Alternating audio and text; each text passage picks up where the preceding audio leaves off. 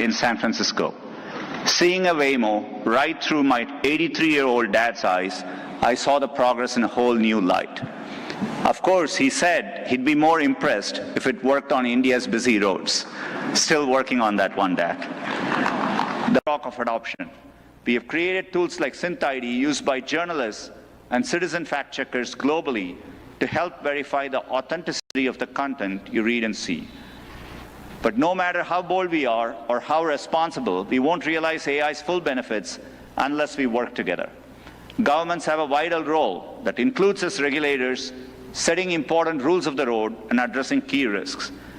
And importantly, also as innovators, bringing AI to public services that improve lives and accelerating adoption of these technologies for people and businesses. There are glimmers of this from around the globe, from the Ugandan government using AI and satellite imagery to locate priority areas for electrification, to getting potholes fixed for residents more efficiently in Memphis, Tennessee, by using AI scans of road surfaces from buses. Tech companies must also step up, building products that boost knowledge, creativity, and productivity to help people achieve their dreams. And we also need companies of all sizes thinking about this, harnessing AI to innovate and transform their businesses and sectors, and to skill up and empower workers. We have the opportunity to improve lives at a once-in-a-generation scale. I know we have the capability to do this, and looking at the leaders here today, I believe we also have the will. Now we must do the work together. Thank you.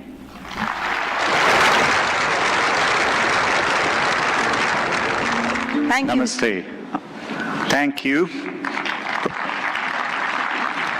Prime Minister Modi and distinguished leaders. It's wonderful to be back in India. Every time I visit, I'm struck by the pace of change, and today is no different. Back when I was a student, I often took the Coromandel Express train from Chennai up to IIT Kharagpur. To get there, we passed through Visakhapatnam, Vizag. I remember it being a quiet and modest coastal city, brimming with potential.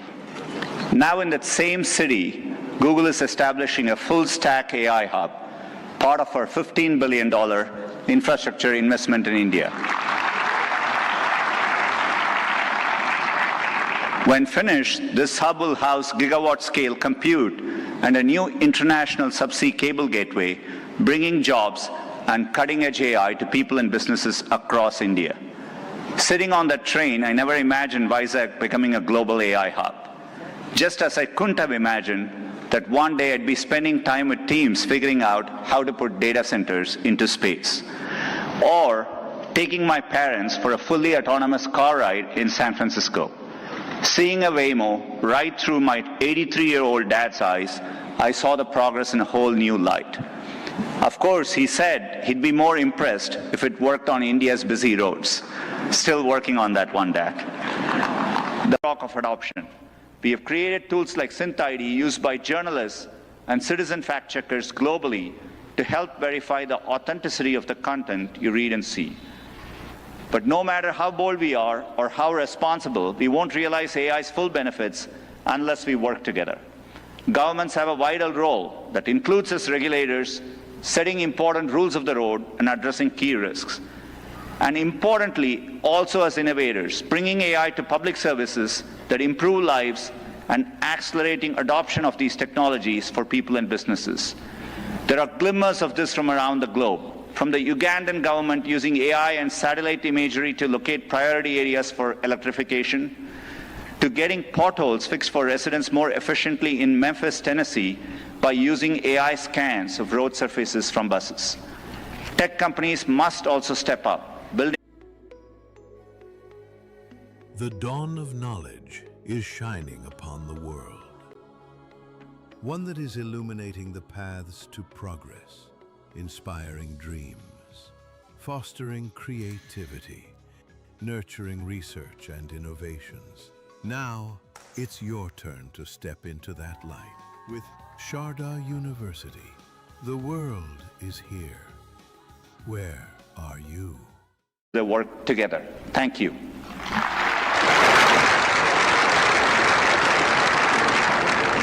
Thank you. Namaste. Thank you, Prime Minister Modi and distinguished leaders, it's wonderful to be back in India. Every time I visit, I'm struck by the pace of change, and today is no different. Back when I was a student, I often took the Coromandel Express train from Chennai up to IIT Kharagpur. To get there, we passed through Visakhapatnam, Vizag. I remember it being a quiet and modest coastal city brimming with potential. Now in that same city, Google is establishing a full-stack AI hub, part of our $15 billion infrastructure investment in India.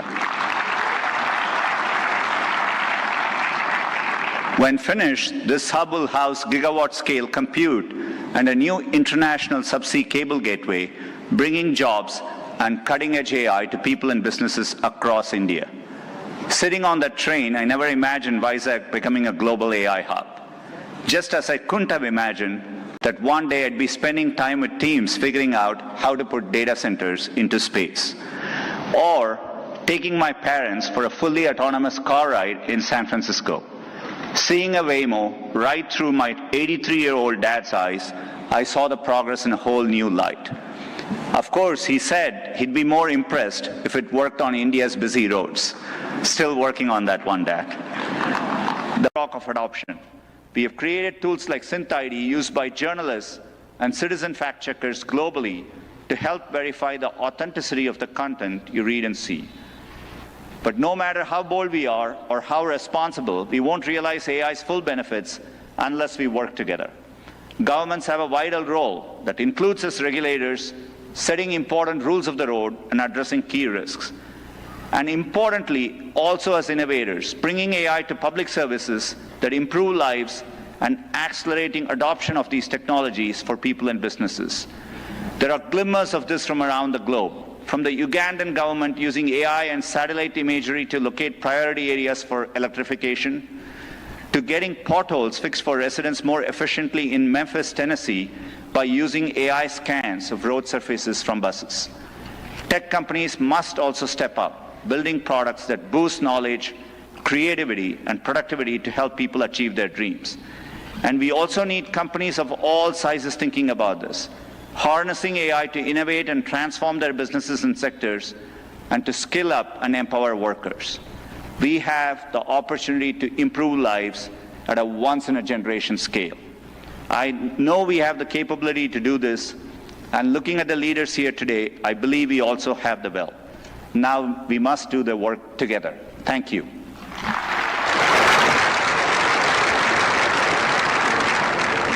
Thank you. Namaste. Thank you. Prime Minister Modi and distinguished leaders, it's wonderful to be back in India. Every time I visit, I'm struck by the pace of change, and today is no different. Back when I was a student, I often took the Coromandel Express train from Chennai up to IIT Kharagpur. To get there, we passed through Visakhapatnam, Vizag. I remember it being a quiet and modest coastal city brimming with potential. Now in that same city, Google is establishing a full-stack AI hub, part of our $15 billion infrastructure investment in India. When finished, this hub will house gigawatt-scale compute and a new international subsea cable gateway, bringing jobs and cutting-edge AI to people and businesses across India. Sitting on that train, I never imagined Vizag becoming a global AI hub. Just as I couldn't have imagined that one day I'd be spending time with teams figuring out how to put data centers into space.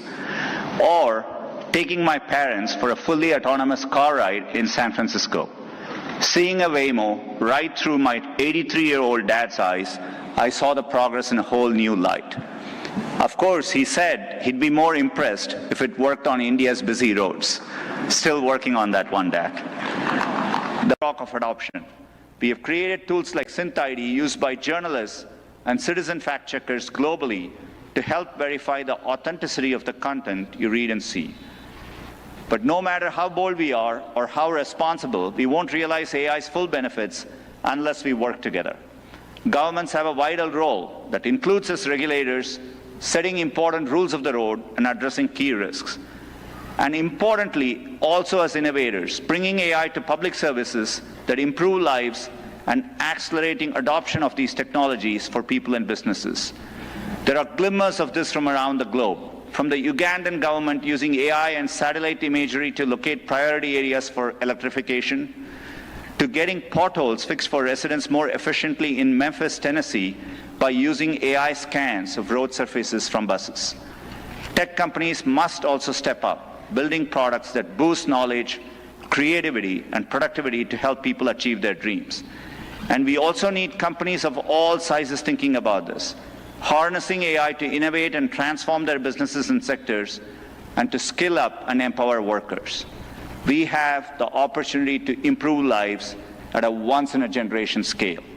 I know we have the capability to do this, and looking at the leaders here today, I believe we also have the will. Now we must do the work together. Thank you.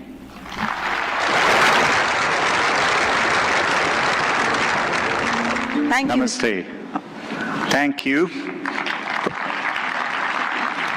Prime Minister Modi and distinguished leaders, it's wonderful to be back in India. Every time I visit, I'm struck by the pace of change, and today is no different. Back when I was a student, I often took the Coromandel Express train from Chennai up to IIT Kharagpur. To get there, we passed through Visakhapatnam, Vizag. I remember it being a quiet and modest coastal city brimming with potential. Now in that same city, Google is establishing a full-stack AI hub, part of our $15 billion infrastructure investment in India. When finished, this hub will house gigawatt-scale compute and a new international subsea cable gateway, bringing jobs and cutting-edge AI to people and businesses across India. Sitting on that train, I never imagined Vizag becoming a global AI hub. Just as I couldn't have imagined that one day I'd be spending time with teams figuring out how to put data centers into space. Or taking my parents for a fully autonomous car ride in San Francisco. Seeing a Waymo right through my 83-year-old dad's eyes, I saw the progress in a whole new light. Of course, he said he'd be more impressed if it worked on India's busy roads. Still working on that one, Dad. The talk of adoption. We have created tools like SynthID used by journalists and citizen fact-checkers globally to help verify the authenticity of the content you read and see. But no matter how bold we are or how responsible, we won't realize AI's full benefits unless we work together. Governments have a vital role that includes as regulators, setting important rules of the road and addressing key risks. And importantly, also as innovators, bringing AI to public services that improve lives and accelerating adoption of these technologies for people and businesses. There are glimmers of this from around the globe, from the Ugandan government using AI and satellite imagery to locate priority areas for electrification, to getting potholes fixed for residents more efficiently in Memphis, Tennessee, by using AI scans of road surfaces from buses. Tech companies must also step up, building products that boost knowledge, creativity, and productivity to help people achieve their dreams. And we also need companies of all sizes thinking about this, harnessing AI to innovate and transform their businesses and sectors, and to skill up and empower workers. We have the opportunity to improve lives at a once-in-a-generation scale. I know we have the capability to do this, and looking at the leaders here today, I believe we also have the will. Now we must do the work together. Thank you.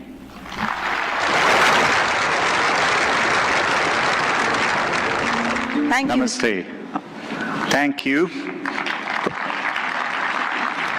Prime Minister Modi and distinguished leaders, it's wonderful to be back in India. Every time I visit, I'm struck by the pace of change, and today is no different.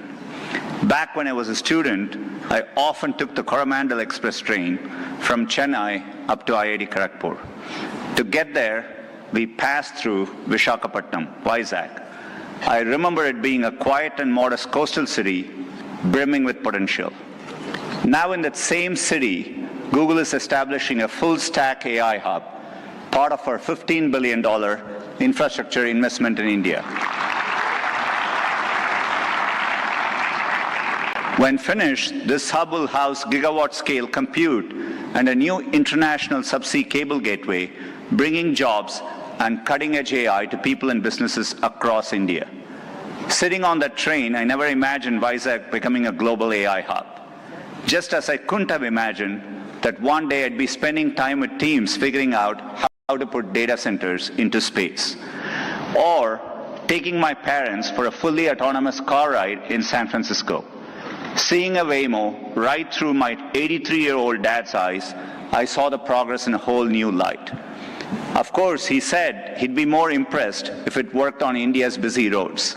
Still working on that one, Dad. The talk of adoption. We have created tools like SynthID used by journalists and citizen fact-checkers globally to help verify the authenticity of the content you read and see. But no matter how bold we are or how responsible, we won't realize AI's full benefits unless we work together. Governments have a vital role that includes us regulators, setting important rules of the road and addressing key risks.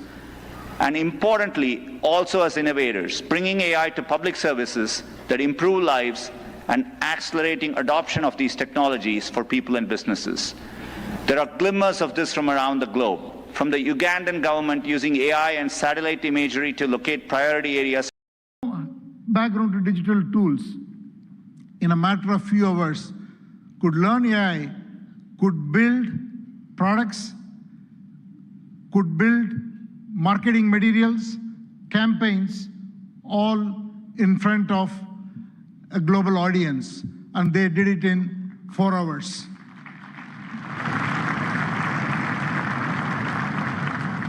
AI will have huge impact on our public services delivery. It will have huge impact on enterprises around the world. Since I come from the background of IT industry, one word for the IT industry. It is, in my opinion, the biggest opportunity for the tech sector and the IT industry, because the IT industry's real value is the context. An understanding of every enterprise's business and technology landscape and make the right technology work inside the processes and the ecosystem, the supplier, customer, and all the other connections an enterprise has. AI will expand that role much further. It is the opportunity to integrate AI and AI agents into workflows, reimagine processes, and make it work and carry out the transformation so that every enterprise can realize the moat and realize its vision. Now I want to talk a little bit about the Tata Group. At the Tata Group, we are adopting AI across the stack, from silicon to systems to AI-ready data centers to applications and AI agents. And we believe such a vision and such a journey is going to be extremely exciting, and it will require us to work with world-leading partners in India and across the globe. I would like to make 5 points. The Tata Group is establishing India's first large-scale AI-optimized data center, purpose-built for the next generation AI training and inference. I'm very happy to announce that we have partnered with OpenAI to build the first 100 megawatt capacity, which will scale to 1 gigawatt.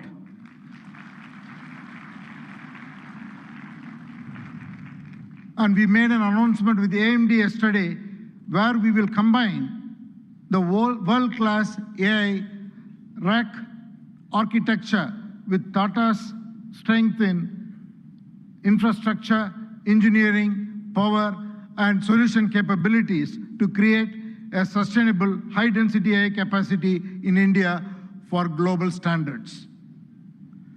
The third, we are already building an AI data insights platform. Minister Ashwini articulated the layers of data architectures. What we are building is totally based on diverse Indian data sets on top of the foundational models. So intelligence becomes available across the diversity of Indian contexts. And the fourth, TCS and our other company, Tata Communications, together, we are building an AI operating system for industries. What we will do is to build agentic industry solutions for every industry. We are already well on that journey, and we will work with partners to be able to launch it and take it to all enterprises around the globe. And finally, again, I want to thank the vision of our Prime Minister, which made it possible for us to make a serious foray into chips and semiconductors. What we will do next is to build chips that are very domain-centric, which will be totally AI optimized for every industry, and we will first launch or work towards getting it ready for the automotive sector. So these are the areas that we are focused on. I think it is the time for promise to take action into practice so that we can deliver prosperity. Finally, in conclusion, I just want to say that we are standing here at a very defining moment. It is the age of abundant intelligence, where the scarce resources are trust, stewardship, and human capability. So let us send out a simple standard for the AI decade. Capability with dignity, high impact for every watt of energy, and progress with agency and collaboration. Thank you all very much.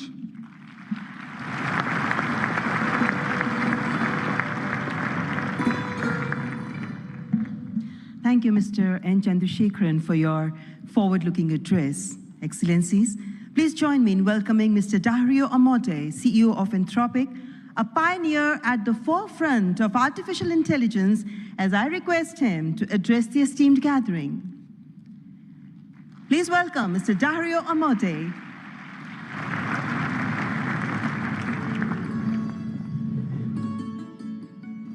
First, I want to thank Prime Minister Modi for bringing us together. The energy and ambition in this room and across India are incredible.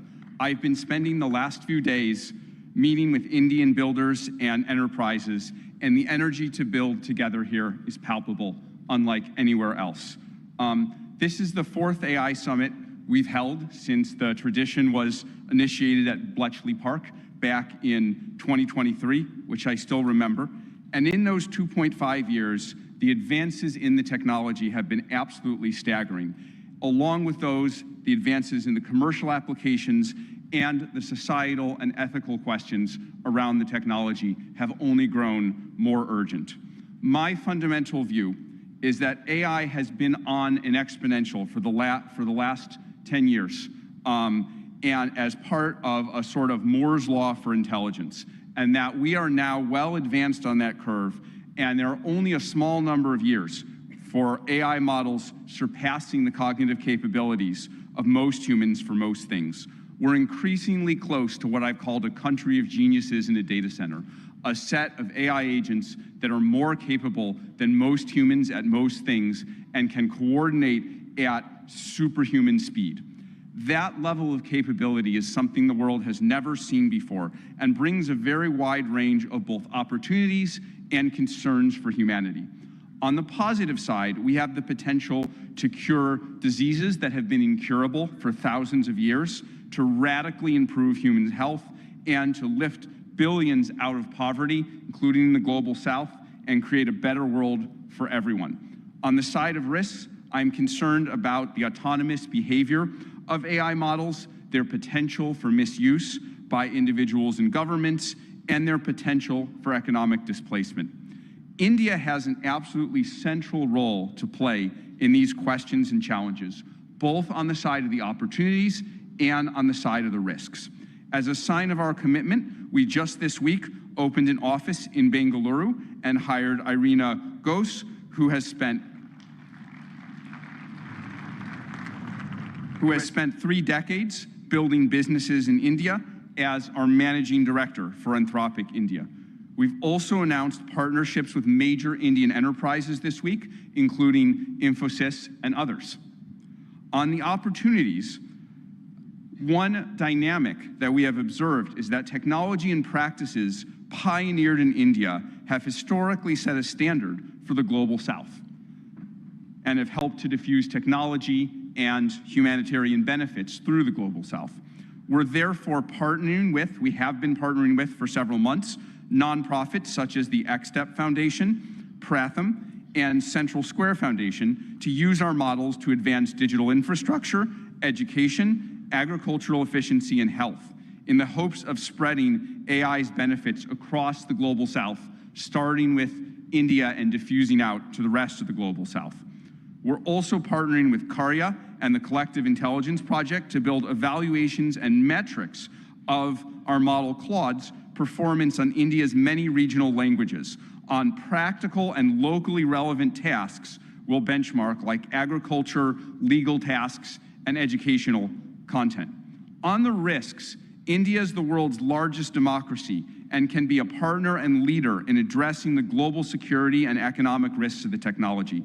We'd like to work with India on testing and evaluation of models for safety and security risks in the tradition that was started by many global and national AI security institutes that have been stood up around the world. Even more, we see a particularly strong opportunity to work with India on studying the economic questions as part of the New Delhi Frontier AI Impact Commitments, which we're excited to join. As part of our Anthropic Economic Futures Program and Anthropic Economic Index, we publish statistical insights into how AI impacts jobs in the economy. We're excited to increasingly share this information, exchange information with the Indian government to share insights and inform evidence-based policymaking, convene meetings with economists, labor leaders, and policymakers to adjust, to adapt to the economic impacts of AI. We believe that AI will greatly grow the economic pie, including in India and the global South, but that because it is happening so fast, it may lead to a time of disruption. And we need to work together between companies and the government to better manage that time of disruption and bring better prosperity smoothly to all. I and Anthropic are very grateful to be part of all these efforts, and I'm honored to be here and working on these questions with all of you.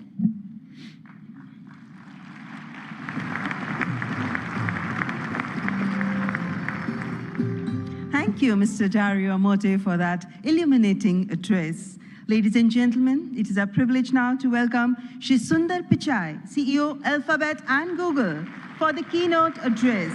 We look forward to his insights on the evolving role of artificial intelligence. Mr. Sundar Pichai.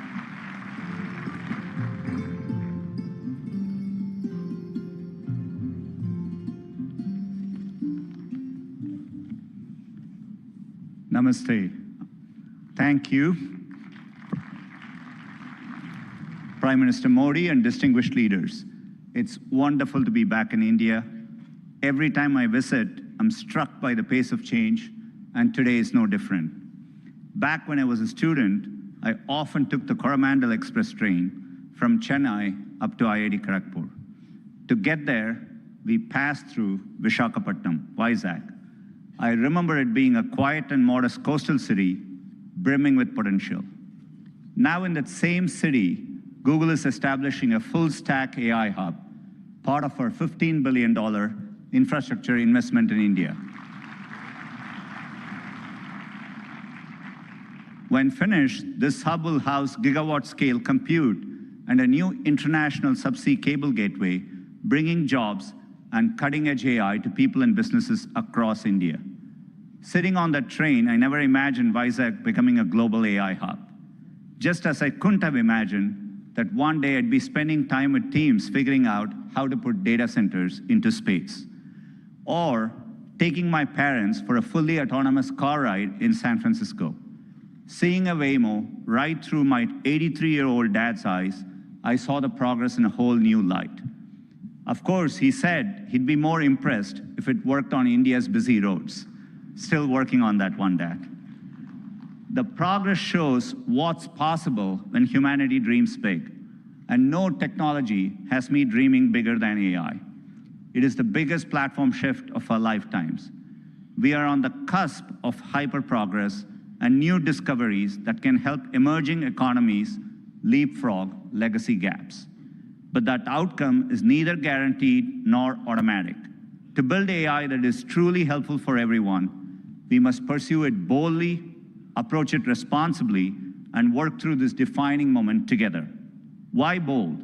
Because AI can improve billions of lives and solve some of the hardest problems in science. For 50 years, predicting protein structures was a grand challenge and a blind spot that stalled drug discovery. Demis Hassabis and his team at Google DeepMind asked an audacious question: how could we use AI to solve this? That question led to AlphaFold.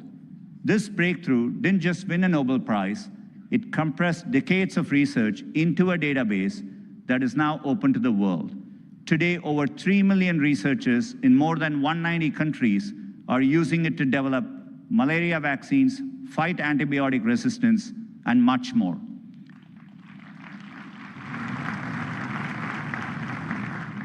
And we are asking similarly bold questions across the scientific stack, from cataloging DNA disease markers to building AI agents that act as true partners in the scientific method.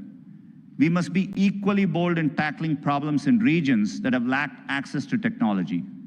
Take El Salvador, where Google has partnered with the government to bring affordable AI-powered diagnosis and treatment to thousands who could never afford to see a doctor.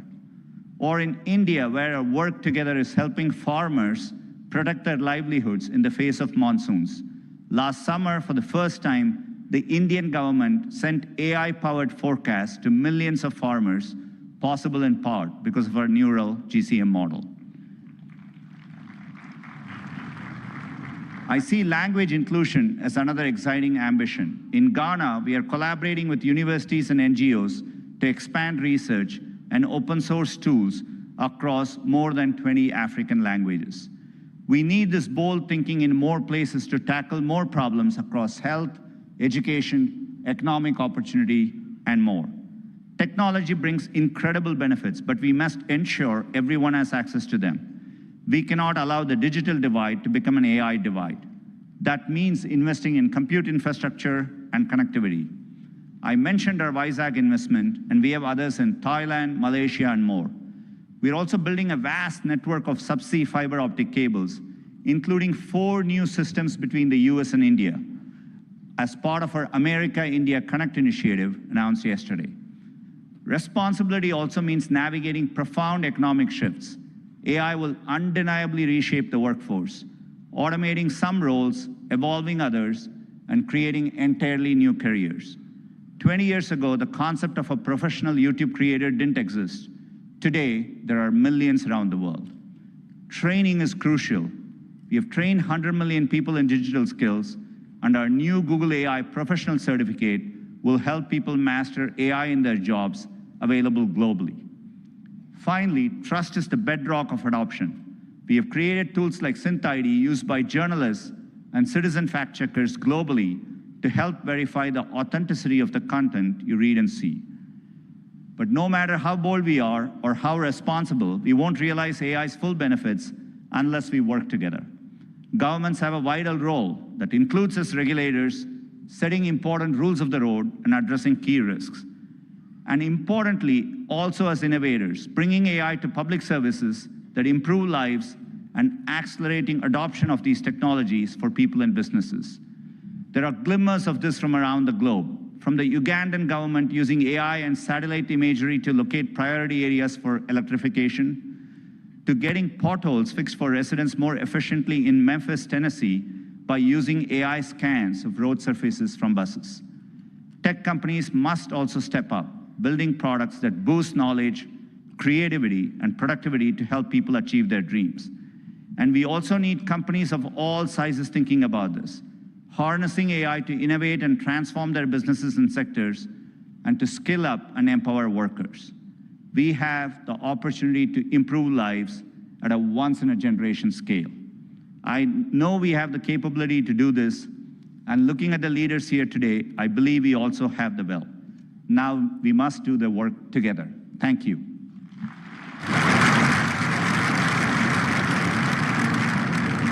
Thank you, Mr. Sundar Pichai, for that warm and insightful address. Excellencies, ladies and gentlemen, it's a great honor to invite His Excellency António Guterres, Secretary General of the United Nations, to present his address. A global leader championing peace, cooperation, and sustainable progress. Please join me in giving him a warm welcome.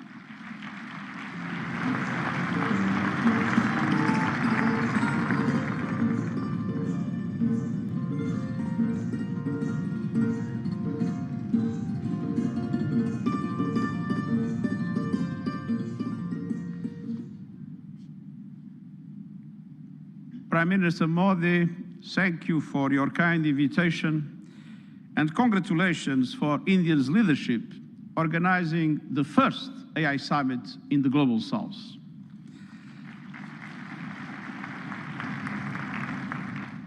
Meeting in India has special meaning. It brings this conversation closer to the realities shaping much of the world.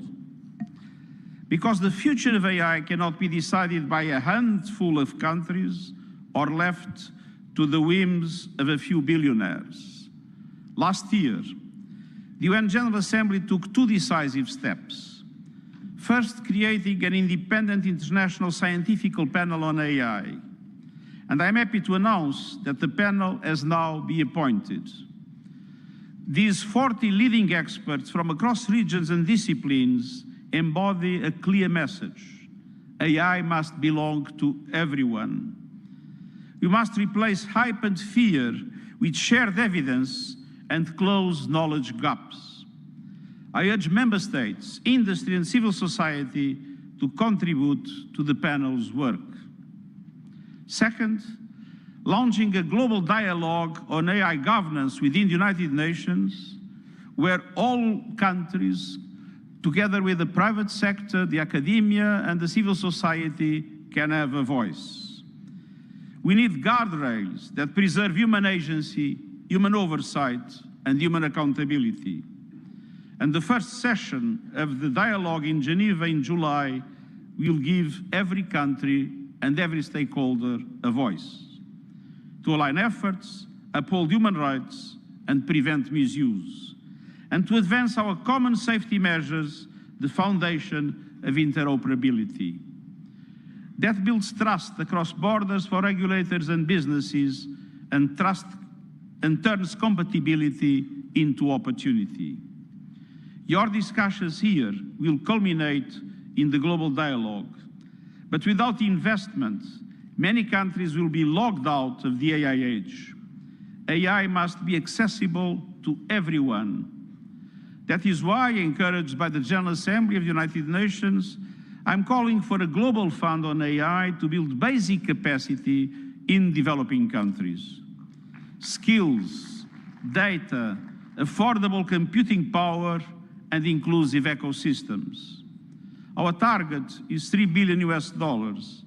That is less than 1% of the annual revenue of a single tech company. A small price for AI diffusion that benefits all, include businesses building AI. I'm pleased that member states have responded to my call to form a global network for exchange and cooperation on AI capacity building in developing world. AI must benefit everyone.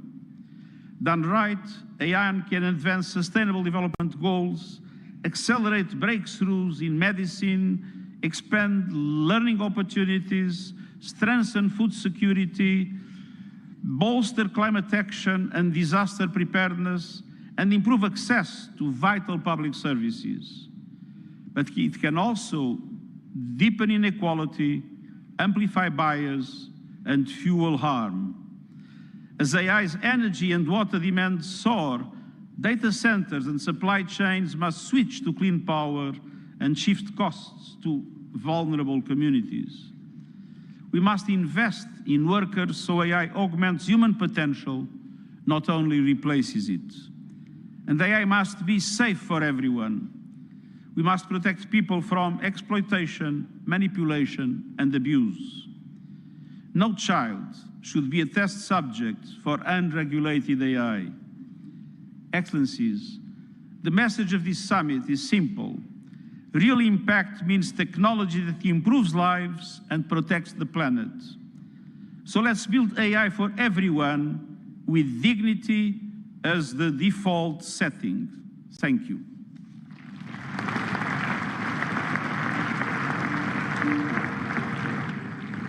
Thank you, His Excellency António Guterres, for your gracious address. Distinguished guests, it is my profound honor now to invite Honorable President of France, His Excellency Emmanuel Macron, to address the august gathering. Let's extend a warm and respectful welcome to His Excellency Emmanuel Macron.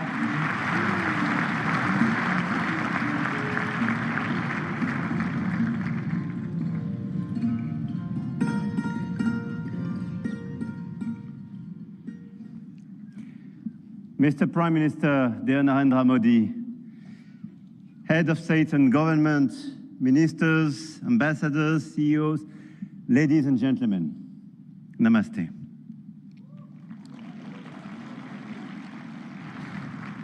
Thank you very much for welcoming us in this magnificent city, in this magnificent country. And it's great to be back after my 2024 state visit for this Artificial Intelligence Impact Summit hosted by you, Mr. Prime Minister. And I want to start with a story. 10 years ago, a street vendor in Mumbai could not open a bank account. No address, no papers, no access. And today, the same vendor accepts payments on his phone, instantly.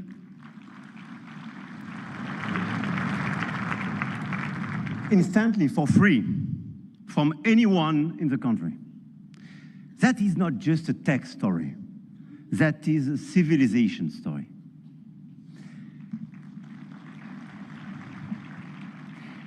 And India built something that no other country in the world has built. A digital identity for 1.4 billion people. A payment system that now processes 20 billion transactions every month. A health infrastructure that has issued 500 million digital health IDs. Here are the results. They call it the India Stack, open, interoperable, sovereign. That, dear friends, is what this summit is about. We are clearly at the beginning of a huge acceleration, and you perfectly described it during your interventions. But let me just recap during 1 year what happened. Last year, when France and India co-hosted the AI Action Summit in Paris, we set a global guiding principle for technologies that would transform our societies and our economies. We said then artificial intelligence will be an enabler for our humanity to innovate faster, to disrupt healthcare, energy, mobility, agriculture, public services for the good of mankind. Both of us, we do believe in this revolution. 1 year ago, the landscape started to shift. The US announced Stargate, China launched DeepSeek, AI has become a major field of strategic competition, and big tech got even bigger. And a lot of them are in this room and still accelerated during the last year. AI, GPU, chip tensions are now directly translated in geopolitical and macroeconomic terms. Sometimes for the best, sometimes for the worst, I have to say. But clearly 1 year ago, we demonstrated something else. Hegemony from any quarter is not a fatality. There is a path for innovation, independence, and strategic autonomy. And this path, I'm convinced, is one of the countries like France and India must take together. And we've already achieved a lot. If we speak about models, you perfectly described the acceleration and the diversity of this model. India made a deliberate sovereign choice. SML, small language models. Task-specific, designed to run on a smartphone. And India built the first government-funded AI and deployed 38,000 GPUs at the cheapest rates to every startup in the country, as you perfectly described, Mr. Minister. We took a complementary path. We invested in European large language models, Mistral, founded in Paris a little bit more than 2 years ago, is now valued at 12 billion euro, backed by Dutch leader SML, German SAP, and French CMS.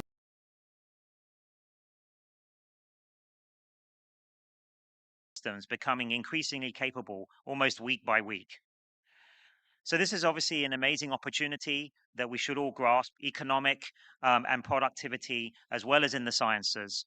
But it's also something that we have to approach with humility and understanding that we don't have all the answers yet as to how this technology is going to develop and to be deployed into the world. I've been really impressed with what I've seen in India. I spent some time prior to the summit in Bangalore.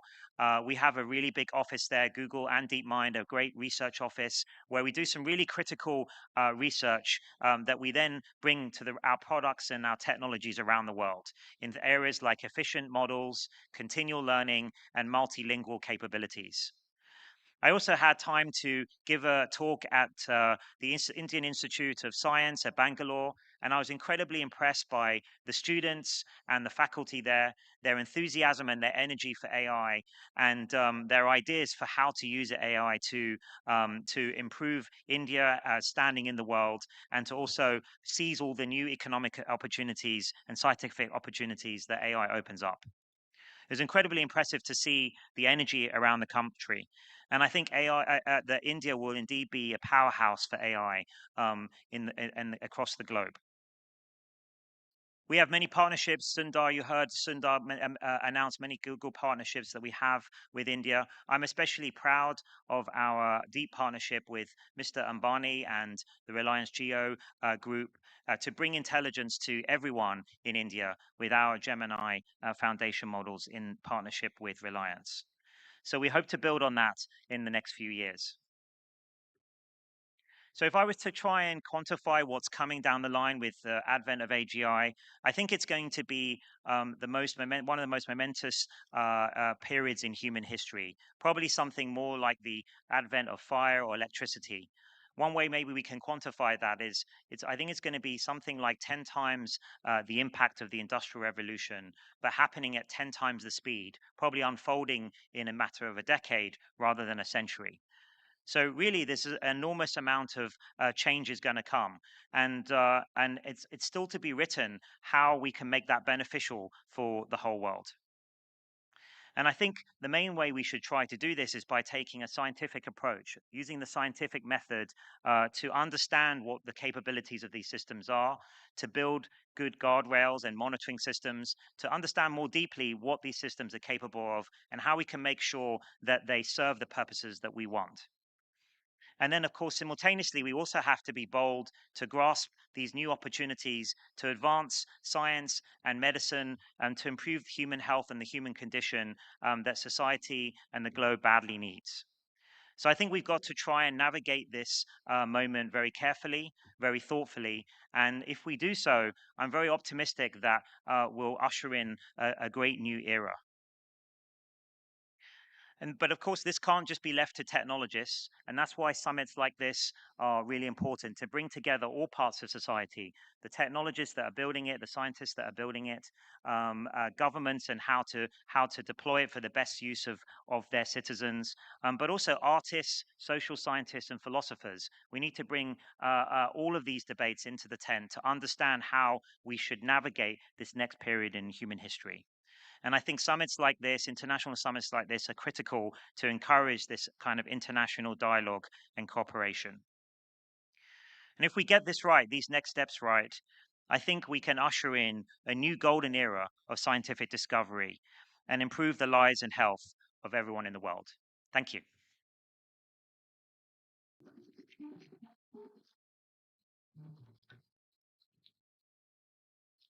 Thank you so much, Sir Hassabis, for your very profound and illuminating address. We really thank you. Sincere gratitude to your address. Ladies and gentlemen, and now I would like to invite Mr. Vishal Sikka. He's the founder and CEO of VNI. As CEO of Infosys, Vishal Sikka has led one of the most ambitious transformations in Indian IT history before leaving to build VNI, a company focused on human centered artificial intelligence. He is a computer scientist by training, a philosopher by temperament. He is one of the most original thinkers of the intersection of AI and enterprise. Please welcome the founder and CEO of VNI, Mr. Vishal Sikka. Thank you so much. Thank you so much for that. Wow, wonderful introduction, and what an amazing event. I want to share 3 points from a long time that I have spent in AI. My first point is that what we see today in the world of AI, people who know what they are doing with AI are astonishingly effective with AI. Recently, a friend of mine, he and I were students together at Stanford. He has a large service that he runs, open public service. That service was built by 15 people, very world-class engineers, over 9 months.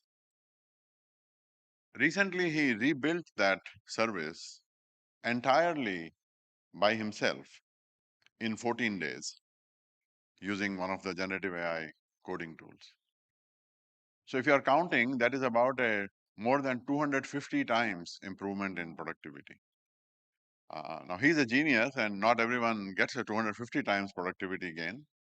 But you will see that people who understand how to use AI are astonishingly effective with it.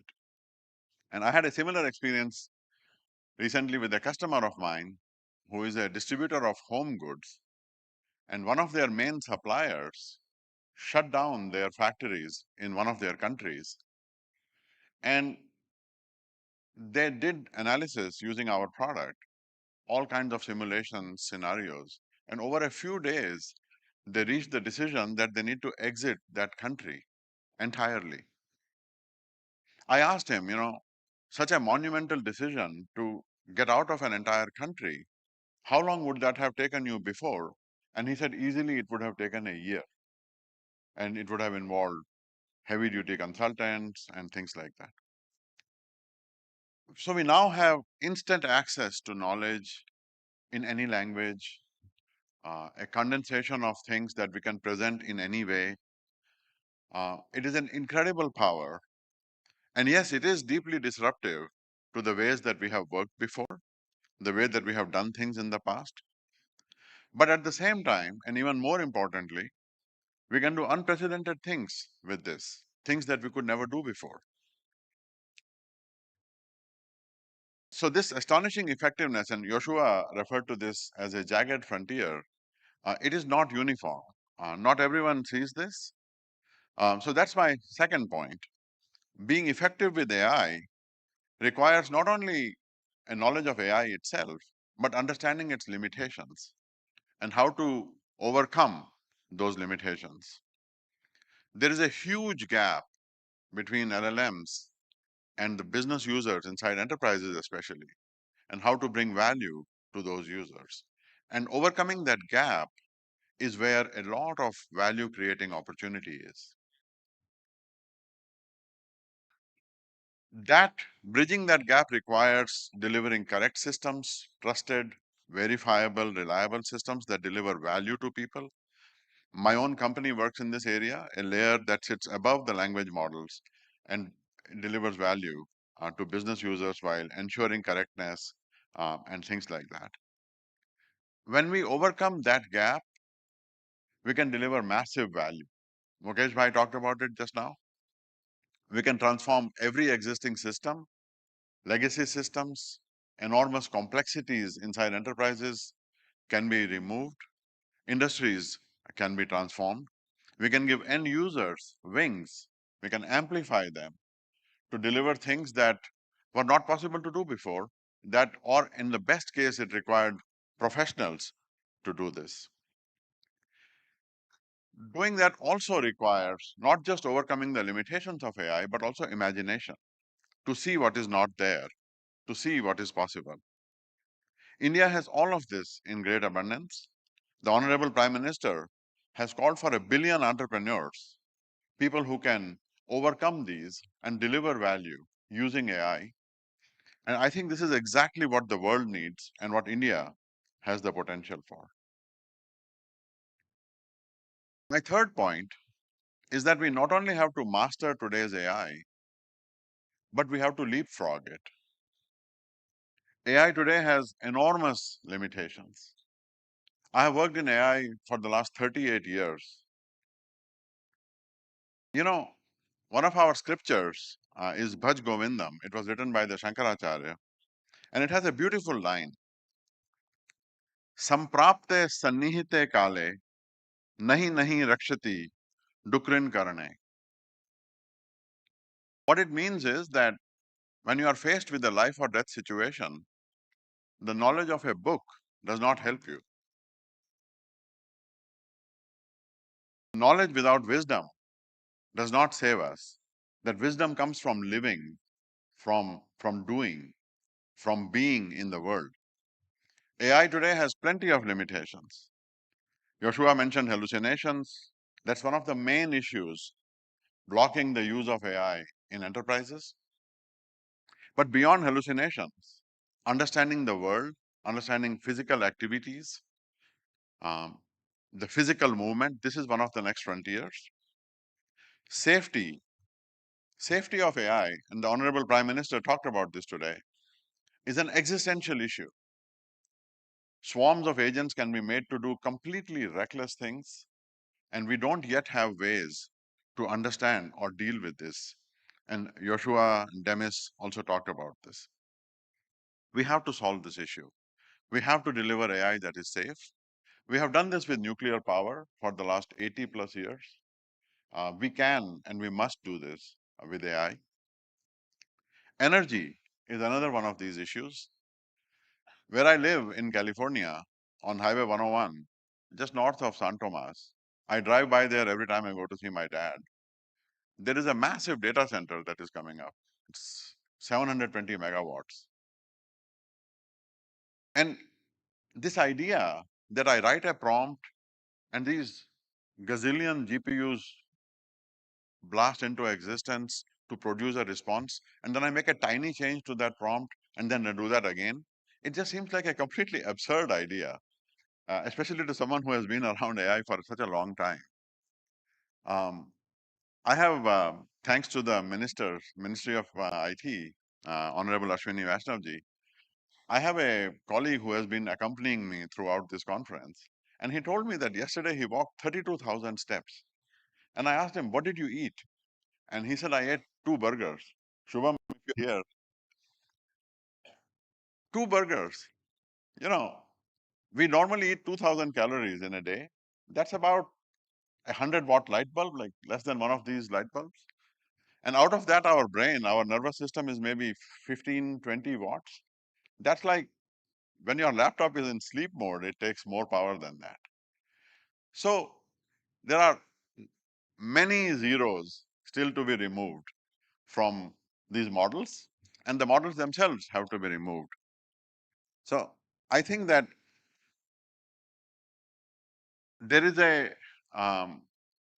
tremendous opportunity here. India is a country of the human potential. We have plenty of times before delivered the ability to billion plus Indians. Mukesh bhai talked about Jio, and Sunil talked about Airtel, and how now we have billion plus Indians who have data and connectivity. And when I was young, one of my earliest childhood memories is of worry in my parents' faces around food.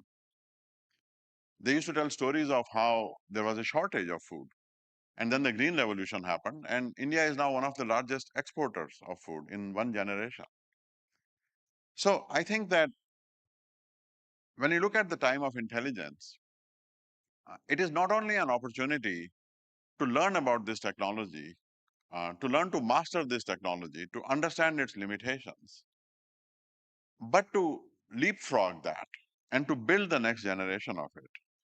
And as this summit so vividly demonstrates, we can be on our way to a human revolution powered by AI, by good AI, by purposeful AI, where every one of us, a billion entrepreneurs, is not just making a living, but is making a life. Not some artificial life or some artificial general life, but our own life and the life of others. And that would be so much fun to do. Thank you so much.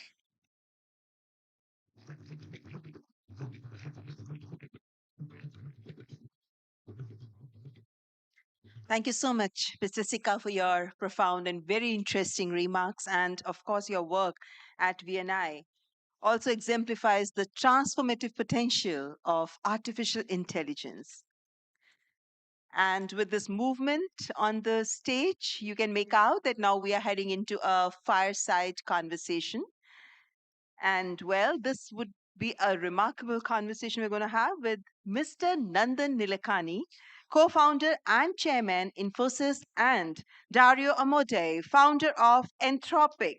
And before I invite our guests on the stage, let me say a few words about Mr. Nandan Nilekani, who is the architect of Aadhaar, the world's largest biometric identity system, and the intellectual godfather of India's digital public infrastructure movement. Nandan Nilekani has spent decades proving that technology built in the public interest can transform entire societies, and Aadhaar is a big example before the world.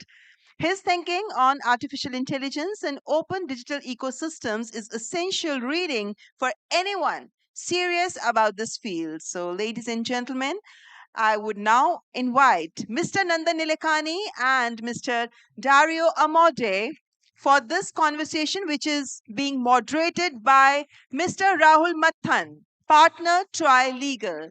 I invite all our three guests on the stage.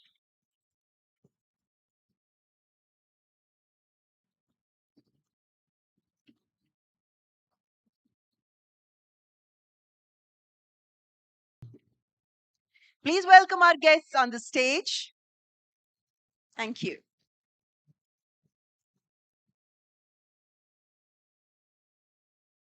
And then Dario, welcome, Dario. Great speech in the morning. You mentioned that we are in the end of or towards the end of the exponential. This is something that you spoke about in Machines of Loving Grace, that we would have a country of geniuses in a data center. And the models over the last, I guess, 2 months have been sort of giving us a sense that we're getting there. But in your podcast with Dwarkesh, you sort of walked that back a bit by saying, we may reach a country of geniuses in a data center, but the impact on society will take a long time. Can you explain what that means? Because we thought we'd do AGI and we would be finished and done with it. Yeah, thank you for having us, Rahul. I would say there is this duality between the fundamental capabilities of the technology and the time that it takes for those capabilities to diffuse into the world, right? We're getting models that are very good at software engineering, that are increasingly good at, biomedical innovation. We're not there yet, but we're on this very fast exponential. But when I look across the world and I look across the enterprises of the world, we have many enterprises as customers. Even if we freezed in place what the technology was capable of today, I think the economic impact could be much greater than it is, because it just takes time. There are just frictions to adopt things through enterprises, and I think even more so in the developing world. And when I visited Infosys, one of the things I talked about with Nandan was the we're both obviously very interested in making sure that this technology gets to everyone, and Nandan has devoted a big part of his life to many things many things in that direction, and has built out India's digital public infrastructure. And so I think this question of diffusion is very tied to the question of how do we make sure that everyone benefits. So when the foundation models came, Nandan, you said that we should do use cases. And it sounds like Dario is saying the same thing, that even if we do the foundation model, we will still need to do use cases. No, I think it's great what the foundations models are doing and the speed of evolution. But what we have learned is that diffusion of technology is a different ballgame. And how do you get technology to 1 billion people? And I think India, we have a little bit of experience with that. 1.4 billion people on Aadhaar, 500 million people on UPI, 20 billion transactions a month, the world's largest cash transfer system, the largest financial inclusion system, you name it, all that stuff. And we learned that diffusion is a technique. It's both an art and a science. It involves institutions, it involves policy making, negotiations, dealing with incumbents, dealing with newcomers, strategies for execution. So the whole, trust building, so a whole host of things. And I think if all the investments in AI are going to deliver the value to society, not to just to individuals, we'll have to look at diffusion pathways to take this to everyone. And I think India will lead on that. That's why I've always been saying that India should focus on becoming the use case capital of the world. Dario, you had a more recent essay, which you call The Adolescence of Technology, which is a little more somber. Spoke a little bit about sort of dimming the enthusiasm of the first essay. And I want you to perhaps unpack that a little bit. We all have spoken about the risks of the technology, but particularly in the global south, where we think that AI is going to be hugely beneficial for us, we perhaps will have a different calculus on the risk reward ratio. What do you think about that, and how would your essay address that? I think that's an insightful comment, which is that I think in the global south there's an opportunity for AI to accelerate catch-up growth, to solve a bunch of problems that are in the way of catch-up growth. And so I think AI is a technology that has big risks and big benefits, but in the global south, the benefits may be even bigger than they are anywhere else. But at the same time, that doesn't mean, of course, that the risks aren't real. We kind of, India is the world's largest democracy. We need to think about how democracies handle AI, and how we confront other countries that are authoritarian. That's one of the risks I talk about. Another risk I talk about is making sure that AI systems are safe and predictable, and autonomously behave in a way that's under our control. And everyone in the world has to worry about that. That affects everyone in the world. And then I think of particular relevance to India is the concerns I raised around economic displacement, right? Where I think the signature of this technology is going to be that it greatly grows the economic pie for the whole world. And again, huge upside because of the opportunity for catch-up growth. Like growth can be very, very fast. But there things are going to change, and there's some potential for disruption. And I think what I've been thinking about as I visited India these last few days, and the last time I visited, is how can we work together with the companies in India to kind of drive this growth for everyone, to make sure that the existing companies, large and small, continue to prosper along with us and the other makers of AI, and also on a philanthropic basis, how we make sure that the benefits reach everyone, both in an economic sense, in a health sense, in kind of other senses. So I think India is, it kind of offers a particularly keen distillation of especially the benefits, but also the risks. Nandan, you've had experience with an adolescent technology with the whole DPI. In the early days of DPI, it was challenging. There were challenges with getting the big vision, which of course now we're looking at, and in hindsight it looks like it was easy, but the early days was difficult. So, as the father of a mature technology, would you want to give the father of an adolescent some advice? I know that makes me a grandfather. So I think it diffuse when you talk about diffusion, and you have to think of AI. Everybody agrees is like a general purpose technology. Like people give the simile to fire or electricity or whatever. It's about starting from the user and how can we improve their lives. How can we take 1 billion people and help them to learn better? How can we take 1 billion people and give them better healthcare? How can we take a 500 million farmers and improve their earnings. You have to start from there and then figure out how to make it happen. And it's not just technology. Technology is just one piece of the puzzle. It's about institutions. It's about trust building. It's about negotiations. It's about guardrails, which Dario mentioned. It's about working with different stakeholders and making them go towards a common vision. So it's diffusion is difficult. It's not a simple task. So I feel that India will demonstrate this because we have the experience of diffusion at population scale in all the various areas. And obviously, diffusion of AI, there are some differences that we need to think about, data, guardrails, and so on. But I think we can build a pathway or multiple pathways to that goal.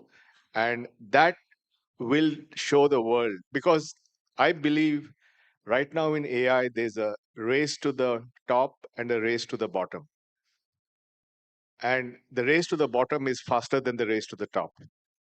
So I think all of us who have a stake in AI being useful to humanity have to accelerate and redouble our efforts to make the diffusion happen. Otherwise, the consequences are going to be very, very difficult because there's going to be a backlash. If the only thing that AI does is create deep fakes or raise the price of your power bill or all the other things that are happening, people are going to respond. I mean, the resentment of the blue collar worker led to the train wreck of globalization. The resentment of the white collar worker is going to lead to the train wreck of AI. So I think we really have to work very hard to show profound, useful cases of AI. Dario, you were in India in October, and you're back again now. You spend a lot of time actually with the developer community. You clearly were impressed because you've come back so quickly. Could you tell us a little bit about, what your experience is with how India is building and using AI? Perhaps just go through the stack. I mean, enterprise, small business, startups, then developers. What's different about the way India does it? Yeah, so I would say there's just an excitement here and technical acumen, and we can even see it in the statistics of usage of Claude. Use of Claude for technical kind of programming and software engineering, mathematical tasks. The fraction is substantially higher here in India than it is in most other places in the world. And every time I go to speak at one of these, we'll host these builder or developer events in India. Just there's a lot of excitement. I can feel the brimming excitement of what is something that we can build. In just the last 4 months, the use of Claude and Claude Code has doubled. Has doubled in India, and I'm sure it's the same for the other. I don't say that to promote Claude and Claude Code. Like, it's more a statement about the kind of excitement in India on the enterprise level. I mean, the two of us just announced a partnership just yesterday. So we're really excited to work with all the large enterprises in India. They know much more about the Indian market. They know much more about distribution. They know how to serve enterprises within India, and they're much better at that than we are. And can we plug our technology into what they do, and create something that kind of wins for both sides, right? We would like to be able to jointly win with the companies in India. And then finally, I think there's another element that's almost unique, which is that there's an excitement to build, but there's an excitement to build for public good and for philanthropic benefits. So, Nandan kindly introduced me to the XStep Foundation, which of course builds digital infrastructure, and we've already started to work on a number of projects really to reach people in rural areas. We're trying to combine Claude with something called OpenAgriNet, which helps farmers in rural regions to kind of find better information and better advice to be more effective and efficient. And we're looking to expand that a great deal. So I think that's something totally unique to India. And that through folks in the private sector, we would get connected to these efforts, and there would be mutual enthusiasm to promote these efforts.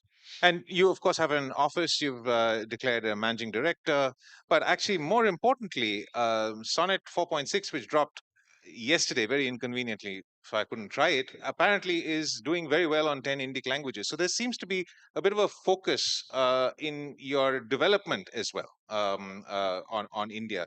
Can you tell me why that's important? Why language, cultural context is important, and what India can play, what role it can play in that? Yeah, so language models have always been multilingual, but of course they're better at languages than that they've been trained more on. And of course, as I learned when I first came here, India has a very long tail of regional languages, and we see this as something related to access, something related to making we provide benefits for everyone, right? If it can only speak the most common languages, then there's a long tail we're not reaching, right? The farmers that we mentioned, many of them speak one of the less common regional languages, and so we put in place a push, collaborating with folks in India to acquire more data for this long tail of Indic languages, and Sonnet 4.6 represents an improvement. We're not all the way there yet. We want these models to be as good, even far out in the long tail of these languages as they are at speaking English. And we're making progress towards that. We're not there yet, but we want to keep going. And then after you built DPI, I mean, I say after, like as if you stopped, you still continue to do it. But after you did the bulk of the work, you spent some time and effort actually taking it out to other countries. And I was wondering whether you've thought about that for AI. And, Sure. as it's been mentioned so many times today that this is the first AI summit in the Global South. And so I think perhaps countries of the Global South, if there's a model, as it were, for doing this, would benefit from those ideas. So as you think about it, is it costs? Is it skill? Is it data? Infrastructure? What is it that countries need to think about for this? No, sure. No, finally, it's about a lived experience. If you've done it, you can do it better next time. So what we did in the DPI part, the digital public infrastructure, is that after several years of that experience, we worked with global philanthropists, set up something called Co-Develop, and said, let's take DPI global. And today we have some version of DPI running in about 40 countries around the world. We recently had a summit in Cape Town, where we had 1,200 delegates from 109 countries. So it's become a global movement. And we feel that if AI has to really be impactful, we need something similar. So yesterday we just launched something called 100 diffusion pathways by 2030. We like to have targets. So can you explain that? Yeah, so the idea is that a diffusion pathway is basically a way to reach a particular goal, which you got from learning, from doing things, and then packaging it. And it's not just technical packaging; it's about guardrails. It's about how do you get institutions on board, how do you make how do you make data available. There's a whole host of things. But think of it as a toolbox or a playbook for doing things. And then this is a global initiative. So we're going to work around the world and create multiple diffusion pathways and then share them with each other so that we can accelerate this thing. And, Anthropic is part of that. We have Google as part of that. Gates Foundation is there. UNDP is there. The Kenyans. It's a global coalition. Because what we learned from the agriculture experience, we implemented, we worked with Maharashtra on their agri stack, which is called Mahavistar. And that took us 9 months to figure out how to make it work safely at scale. Using the same learning, it was done in Ethiopia, which took 3 months because we had the learning of Maharashtra. And then using the same learning the PM was very keen to see it in animal husbandry. So we worked with Amul and we did that in 3 weeks. So you can see the trajectory of time, right? From 9 months to 3 months to 3 weeks. So what that shows is that if we can do this lived experience and keep improving and package that and take it to the world, we'll move the implementation of AI to the real world. And that I think is strategically important for the world of AI. So 100 by 30 is the new... Yeah, 100 diffusion pathways by 2030. And we welcome everyone to join this moment. You have many such catchphrases, but the one that really stood out to me at some time ago was India needs AI and AI needs India. We've spoken a bit about the India needs AI, but why does AI need India? Because this is where we're going to show it working. I think because of the history of India's digital journey, and thanks to the leadership of Prime Minister Modi, who is the biggest champion of all the work that's going on, we have a political leadership that's committed. We have technologists. We have enough people with the right value system to make this happen. And we have done this before. And therefore, India will be where you'll see most of the deployment of AI in a tangible way, where farmers are able to make more money, where children learn better, where healthcare is better, where people talk in their own language, so you have universal access. So this is where you're going to show this. And the world needs this to be shown, and the AI companies need this to be shown, because they have to show real stuff where this is working at scale for people. So I think, yeah, it's very important.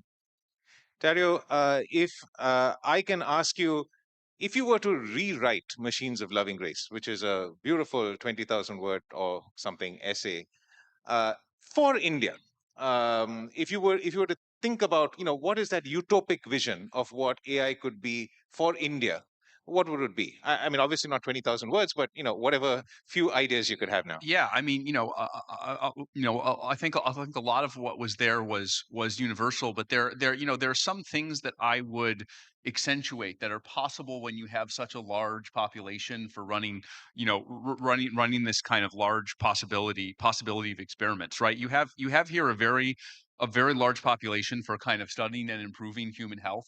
There's world-class medical research. So I think I would double down especially on some of the sections about accelerating the cures for diseases. We just had Demis Hassabis, who has basically solved the protein folding problem with AI and kind of shown us all the way. And what we need are like 50 improvements like that.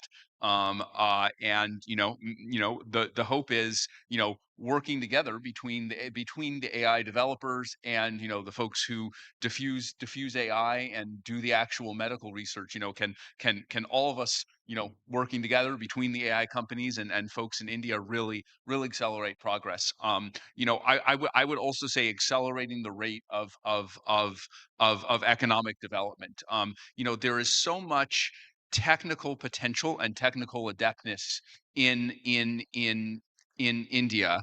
And it actually almost seems like a perfect case study for the idea that AI could really accelerate economic growth, because it seems like the base ingredients are kind of all there, and AI could help to tie them together. So, in the developed world, I've wondered, well, could AI lead us to 10% growth rates, which sounds absurd, but that's the thing I imagined in the positive scenario of Machines of Loving Grace. But I think here in India, there's a lot of catch-up growth to be done. There's an enormous amount of technical potential and ability, and as I'm seeing, there's this eagerness to adopt AI. So India is one of the few places in the world where I wonder, could there be 20 or 25% growth, which is, sounds absurd, is unknown anywhere in the world.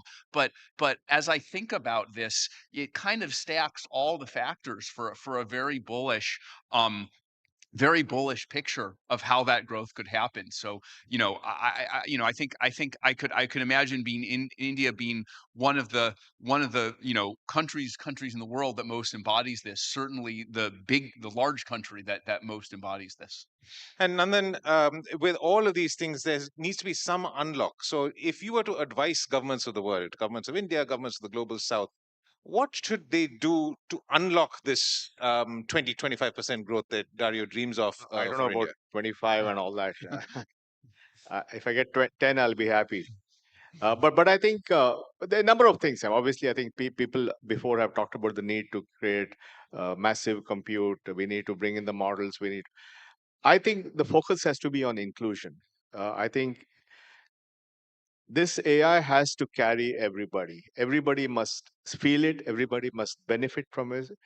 And that's why I think the language is very important. We want people to be able to speak to the computer in their language, in their dialect, mixing English, Hindi, Tamil, whatever.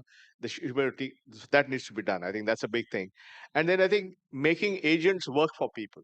I think if we can make agents work for people, then it means more inclusion because they can get complex things done because you're hiding all the sophistication behind the agent.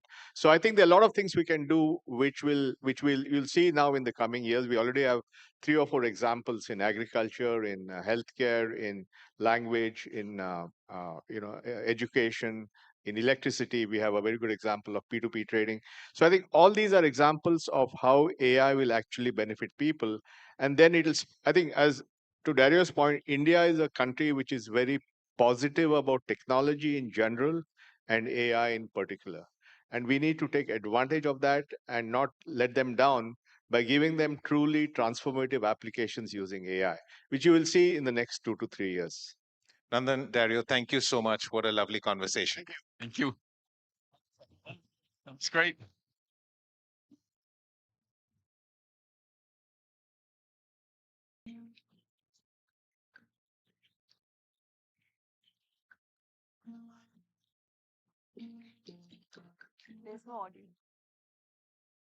Thank you so much, Mr. Nandan Nilekani and Mr. Dario Amote. And thank you, Rahul Mathan, for moderating it. Well, it was quite an engaging conversation, I must say. And they are the pioneers and the thought leaders of artificial intelligence, and they shared their profound perspectives. I thank our panelists. Ladies and gentlemen, our next speaker is Mr. Rishad Premji. He's the executive chairman of Wipro, the son of one of India's most beloved business leaders. Rishad Premji has carved out his own identity as a thoughtful steward of Wipro's transformation into an artificial intelligence native technology services company. He's also an unusually candid voice on the responsibilities that business leaders carry in times of technological disruption. Ladies and gentlemen, please welcome the Executive Chairman of Wipro, Mr. Rishad Premji.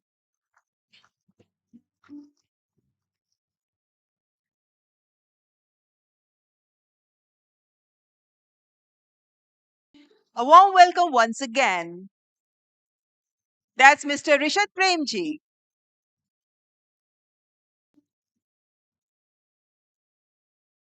Thank you for those of you who are here for being here. Um, Once in a generation, a technology emerges that doesn't just change what we can do, it truly changes what we must do. AI for me is certainly that technology. And how we as a country, how India responds in the next few years, will shape not just our own economic trajectory, but our ability to solve problems that matter to over 1 billion people. For the past several years, the conversation around AI has focused just not on the possibility. What can it do? How powerful could it become? How quickly could it evolve? But we are now at an inflection point. The conversation has fundamentally shifted from possibility to practicality, from experimentation to adoption, and from pilots to scaled impact. This shift matters, and it matters tremendously because technology creates value only when it is applied to solve real world problems responsibly and at scale. So, what does this moment mean for India? It means India has the opportunity to become one of the world's most consequential environments for the application of AI, not just as a builder of the technology, but as a place where AI is tested against real world complexity and made to work at scale. Our context as a country is demanding. Systems here must work across multiple languages, across urban and rural settings, and across populations with very different levels of access, need, data quality, and infrastructure. That raises the bar, but it also makes success meaningful. We already see what this looks like in practice. In education, AI can support learning outcomes in local languages and help address teachers' shortages across skill mismatches. In healthcare, it can enable earlier disease screening and strengthen rural care, especially where access is limited. And in public services, it can help build smarter, safer infrastructure and reduce leakages in welfare delivery. Which brings me to India's strengths and why I believe India is well placed today to take advantage of all of this. Let me just highlight a few that matter most and have been highlighted by many. One of the most significant is our experience with DPI. UPI today processes over 20 billion transactions every month and has transformed how individuals and businesses participate in the digital economy. It has demonstrated that technology can scale rapidly when it is accessible, reliable, and most importantly, inclusive. India also has one of the largest and fastest growing pools of AI talent in the world. We are truly the AI and talent destination of the world. Approximately 650,000 professionals in India work in AI related roles today, and this number will double by 2027. This talent brings not only technical capability, but importantly, practical experience in applying technology in complex real world environments. Equally importantly, many of the foundations to build out this talent are already in place.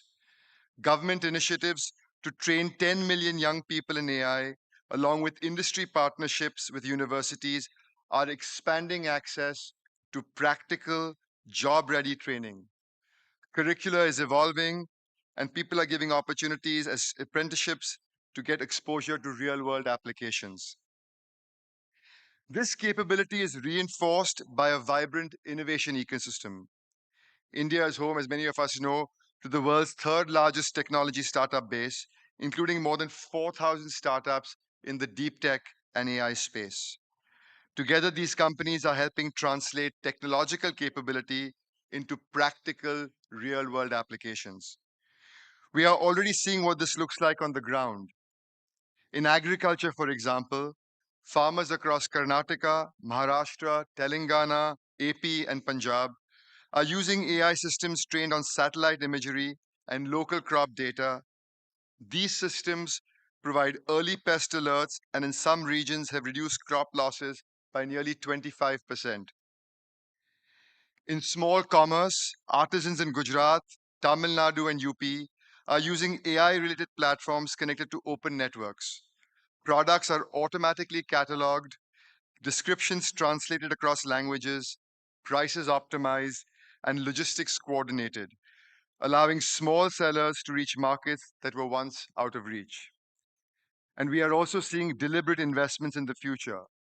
National initiatives are expanding access to compute infrastructure and building capacity across the AI stack in our country. At the same time, and equally importantly, we as a country are taking a very pragmatic approach to governance, putting early guardrails in place, but balancing accountability with innovation, so AI can scale safely and with confidence. All of this lays a strong foundation for India to lead in the AI era. But there is one more factor that I believe positions us as a country uniquely: our long engagement with global enterprises. Today, the constraint, as many have said, is not access to technology. The real world begins when AI is introduced into large, real world organizations. In those environments, technology has evolved over many years.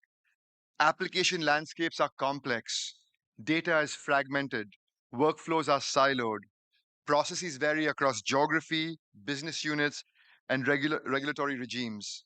Decision making is rarely uniform. Making AI work in this environment means modernizing legacy architectures. It means curating and labeling data to create highly specialized context-aware models. It means orchestrating across agents in ways that are reliable and secure. And it means earning confidence of security teams, risk leaders, regulators, and critically, the people who are expected to use these systems every day. This is where a more practical pattern has emerged in enterprises. Models designed for specific processes or decisions tend to deliver the most reliable results. When AI is closely aligned to a defined workflow, it becomes more predictable, easier to govern, and more effective over time. What enterprises need today is not a model that does everything, but models that do the right thing consistently inside how work actually happens. But technology alignment alone is not enough. For these systems to deliver value in organizations, Organizations themselves will have to invest in change, taking people truly along, helping them adapt to new ways of working, redesigning roles and decision making, and building confidence in how AI is used. That includes reskilling people, reskilling teams to work effectively with AI tools so that they understand the outputs and exercise judgment where it matters most. When models are well aligned to workflows and people are supported through the transition, AI becomes just not deployable, but it becomes sustainable at scale. And that plays directly to India's strengths. We have decades of experience working inside complex enterprises, helping them modernize systems, manage risk, and take people along through this change.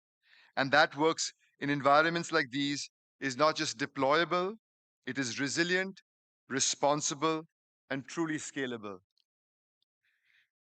The same dynamics that determine success inside organizations will also shape how countries navigate this moment. As we look ahead, India's advantage in AI will not be defined only by the size of our models or the scale of our infrastructure.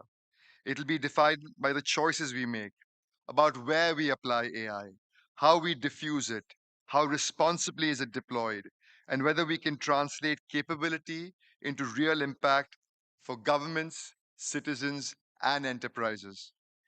India's advantage will come from developing talent at scale, not just people trained on AI, but people who can apply it with context, judgment, and an ability to adapt to change. That is why AI fluency must extend beyond engineers to teachers, to nurses, to administrators, to supervisors, to small business owners, among everyone else. The dividing line will not be human versus machine. It will truly be between those who adapt and those who hesitate to adapt.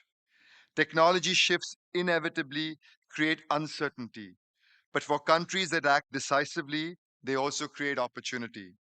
India has embraced such shifts in the past, and I believe we are really well positioned to do so again. I want to close by sharing a personal story from the work of the Azim Premji Foundation, which is also the majority shareholder of our company, Wipro.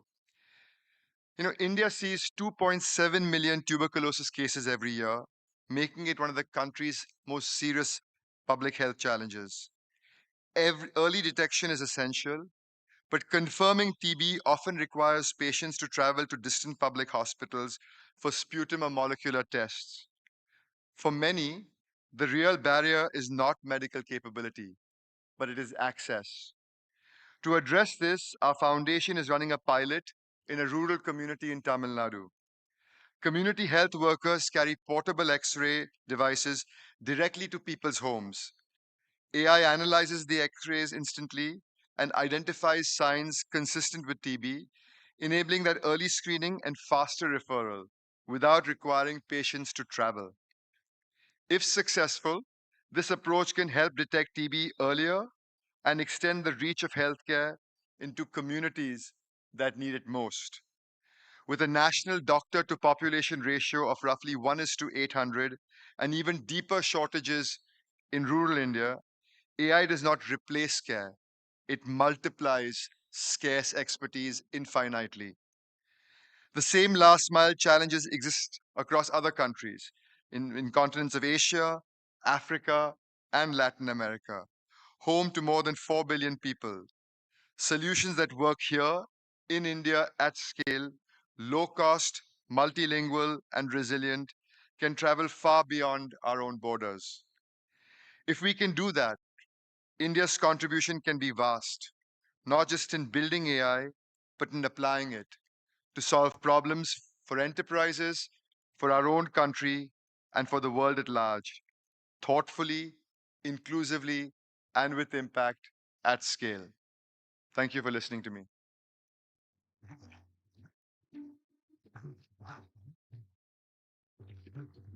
Thank you so much, Mr. Premji, for your visionary insights, which I'm sure will undoubtedly guide the path forward. And we also thank Mr. Premji for highlighting how AI is being used by Wipro for human centric projects, and for the welfare. That is what India is aiming at, to have an impact at ground level to change the lives of human beings. Ladies and gentlemen, few individuals have done more to bring artificial general intelligence from the realm of science fiction into boardrooms, into parliaments, and living rooms than our next speaker, Sam Altman, CEO, OpenAI. Under his leadership, OpenAI launched ChatGPT and forced the world to reevaluate his relationship with artificial intelligence. So, ladies and gentlemen, please welcome CEO of OpenAI, Mr. Sam Altman.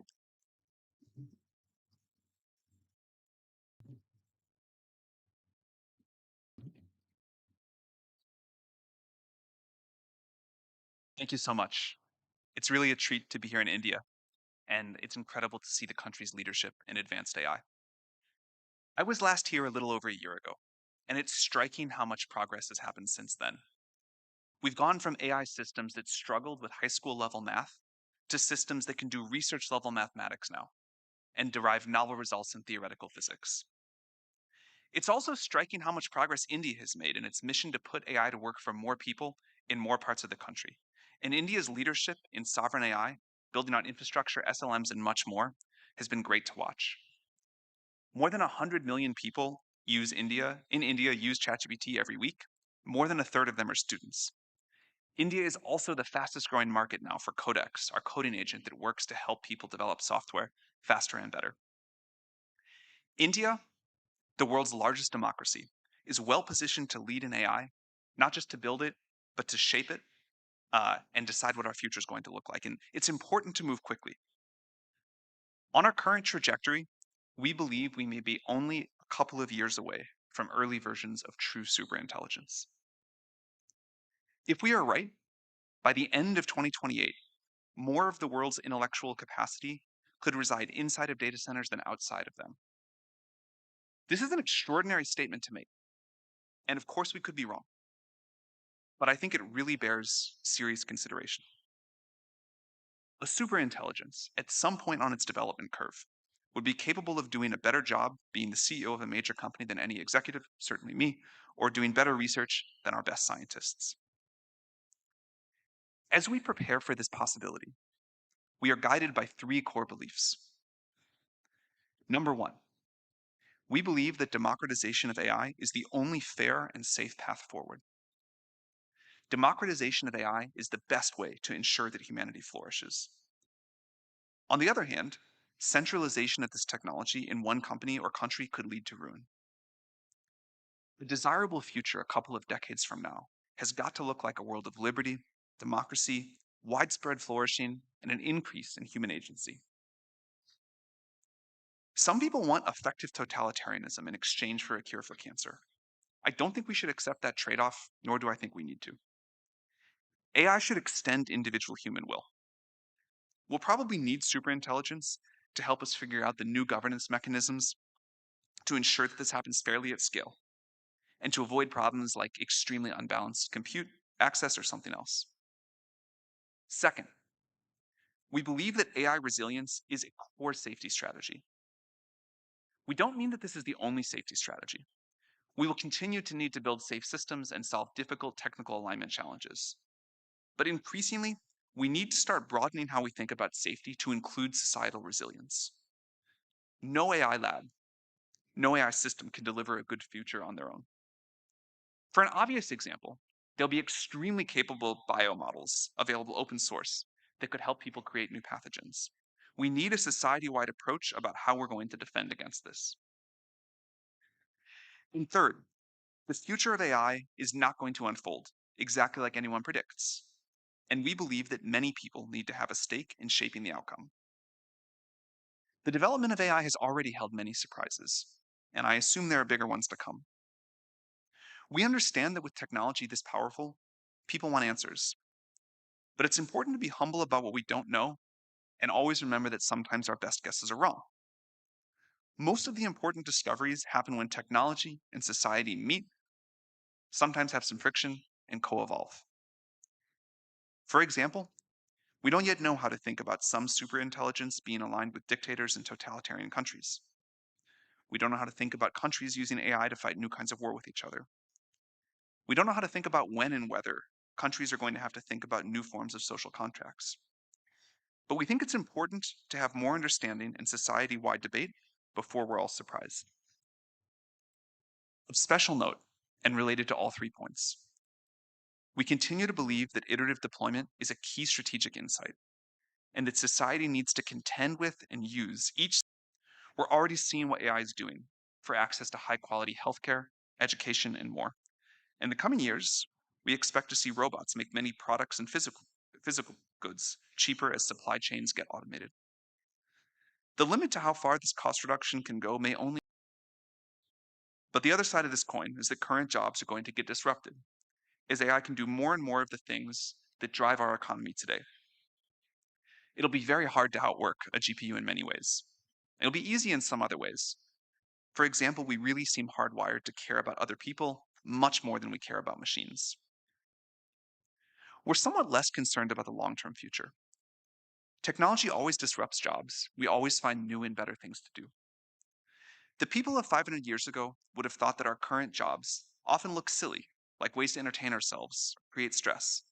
And the people 500 years from now hopefully will look at us, hopefully look to us, like impossibly rich people playing games, trying to find ways to pass their times. But we should all hope that they feel much more fulfilled than we do today. I'm confident we will keep being driven to be useful to each other, to express our creativity, to gain status, to compete, and much more. But the specifics of what we do day to day will probably look very different.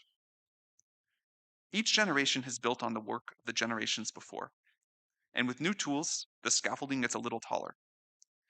This collective external lattice, the set of tools that we have built up around ourselves, is remarkable, and we are capable of doing things that our great-great-grandparents couldn't have dreamed possible.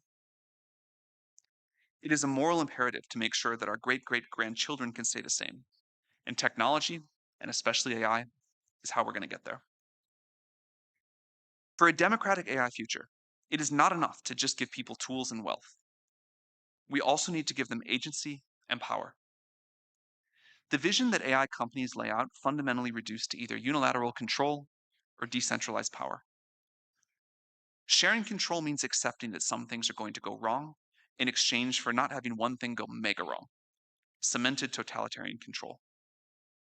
This is a fundamental trade-off of democracy, and it is one that we believe in very strongly as the way to give everyone collective agency over the future. Of course, this is not to suggest that we won't need any regulation or safeguards. We obviously do urgently, like we have for other powerful technologies. In particular, we expect the world may need something like the IAEA for international coordination of AI, and especially for it to have the ability to rapidly respond to changing circumstances. The next few years will test global society as this technology continues to improve at a rapid pace. We can choose to either empower people or concentrate power. Thank you very much.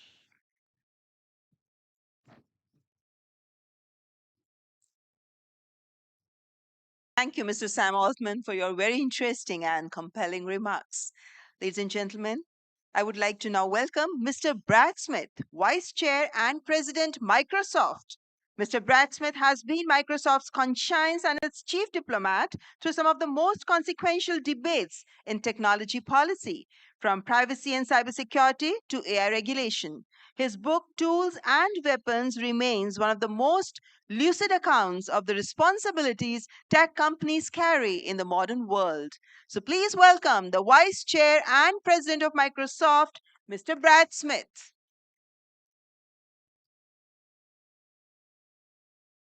Good afternoon. It's always an important day when the world comes together under one roof, as we have today. It gives us an opportunity together to ask important questions, even hard questions, and think about how we want to answer them. As we think about this summit, the first AI summit in the Global South, it's only right that we start, I believe, by focusing on AI and what it means for the Global South.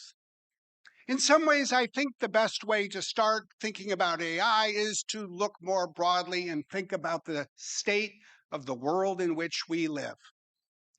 We live in a tumultuous time and in a fragmented world, but I think in so many ways, the deepest and most enduring divide has been the economic divide between the global north and south. And what I believe we need to recognize is that this economic divide is a result, more than anything else, of a technology divide. The technology divide created by unequal access to electricity. Electricity became one of humanity's most important general purpose technologies, meaning it spread across economies. It was applied in every industry. It boosted productivity. Where electricity went, economic development and prosperity followed. But as we all know, electricity did not spread everywhere at the same pace. It was literally 144 years ago that the first electrical power plant started operating in lower Manhattan, and yet we come together today and we still live in a world where 700 million people lack access to electricity. Now comes AI. AI, perhaps more than any other technology this century, will play a bigger role either in closing this economic divide or in exacerbating it and making it even wider. That is perhaps the single most important question for us, I would suggest today, as we think about the role of AI in the global south. How can we do better? Because we need to do better. What will it take? I think it's going to take a few things that will require that we all come together and work together. First, the obvious. We need to bring infrastructure to the global south. That means data centers and compute. It also means more connectivity. It means more electricity. That is going to take not only the world's best technology, it's going to require an enormous amount of investment. That's why we at Microsoft announced yesterday morning that we're on pace to spend $50 billion by the end of this decade to bring AI to the global south. And of all the countries in which we are investing, India, not surprisingly, is one of the largest. But we'll need to harness private capital, investments from tech companies, other sources of private capital, government funding. We'll need governments and others to generate demand for the use of AI in the global south, because that is the only way to get the wheels of the market spinning and to do what we need to do together. That's the first thing we need to do together. There's a second thing we need to do. We've talked about it here already today, and it is so clear when you study the history of technology. Infrastructure is not only hardware, it's not only wires and grids, it's skilling for people. Because the key to enabling a country and a population to use a general purpose technology at scale is to give people across the country access to the skills they need to put it to work. And that's why it's such good news that we see so many governments supported by the United Nations and supported by private companies investing in more skilling. It's actually something that should speak to all of us. Certainly as a tech company, we're committed. We've launched through Microsoft Elevate new initiatives, including one we're announcing this week, Microsoft Elevate for Educators, to equip teachers with access to help their students learn how to use AI. But in the truth, it doesn't matter where you work. You have a role to play. Because the lesson of digital technology, I was an example of this, was that it took employers to open their doors to computing. It takes employers today to open their doors to new AI tools. It will take employers to invest in the skilling of their employees. It's not just for the next generation, it's for every generation that this fully matters. Then there's a third challenge for the global south. We need to make AI work effectively for the global south, and that requires some special initiatives, at least two. First, We need to make AI as effective in every language as it is in English, and today it is not. Performance tests show that's the case. That's why one of the good things to come out of this week is new announcements to invest upstream in better data in other languages, to provide better tools and measurement systems for AI that is built in other languages, to build out data provenance with a view to linguistic diversity, diversity that we need to advance around the world. AI in the global south to solve the problems that matter to the global south. Oftentimes, as we're doing here in India, that's about improvements in agriculture, or as a number of partners, including Microsoft, are doing this week, launching a new initiative to address food security across Africa. These are just two of the myriad of opportunities we have to put AI to work in ways that will bring faster benefits to countries in most of the world.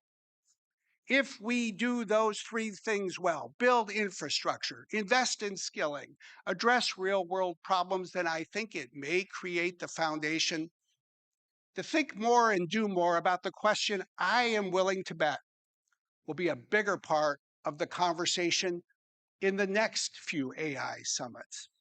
What will AI mean for the future of work and jobs? Within these walls, I think we're mostly enthusiastic about the future of AI.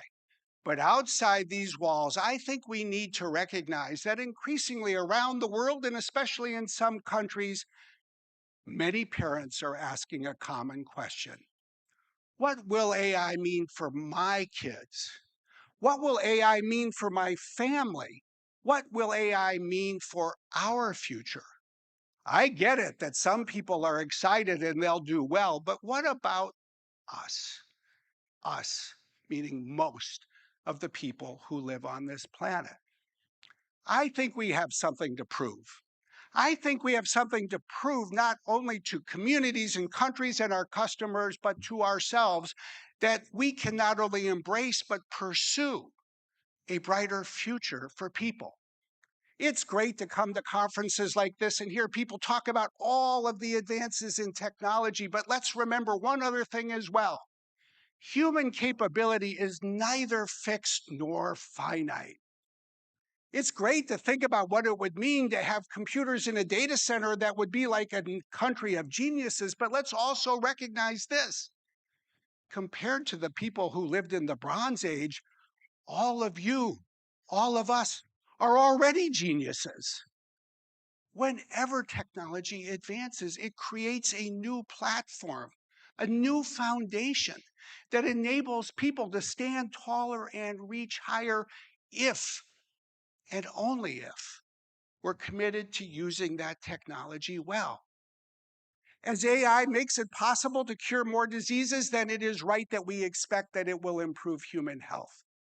As we use AI already every day to find faster answers, it gives us the opportunity to ask more questions.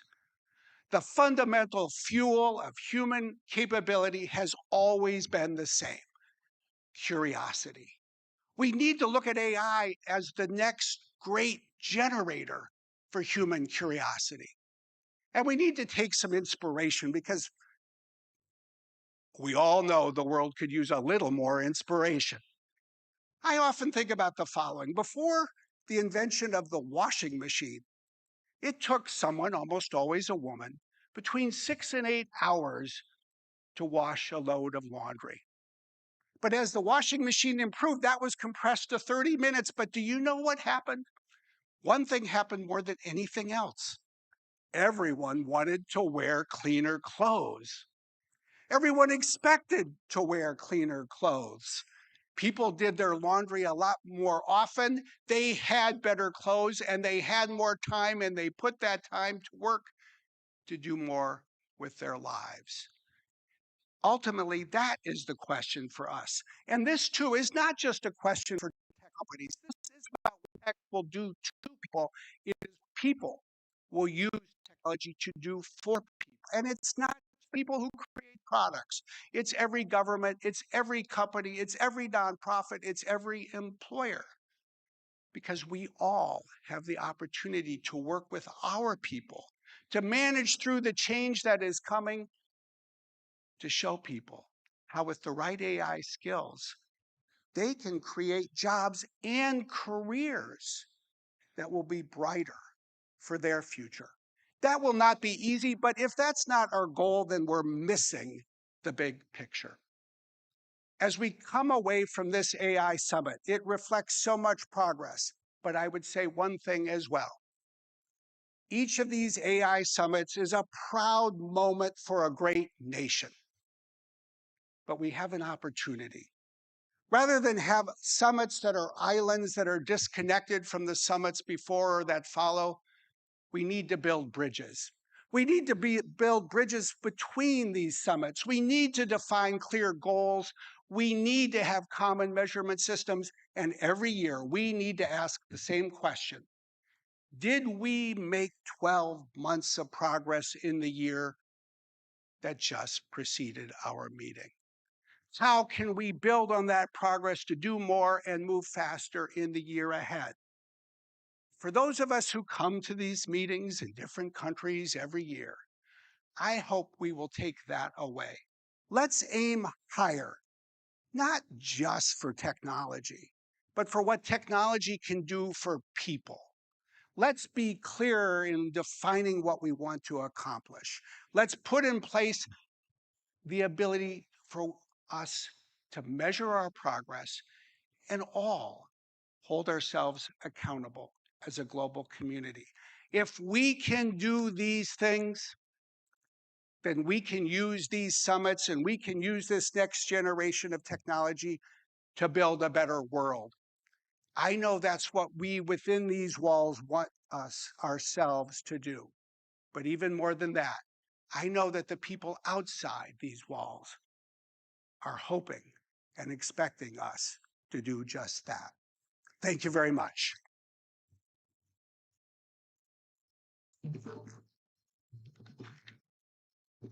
Thank you so much, Mr. Brad Smith, for that very energizing address, ladies and gentlemen. I think he really deserves an energetic applause from you all.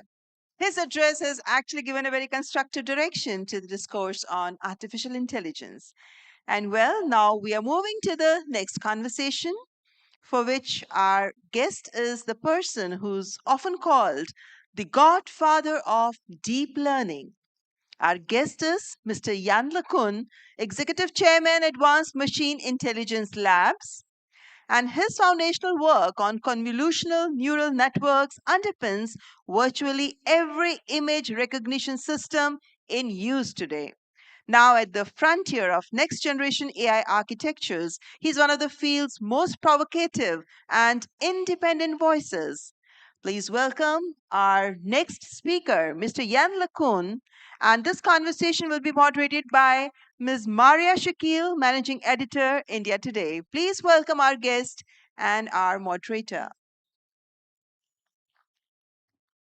Mr. Jan LeCun. Welcome.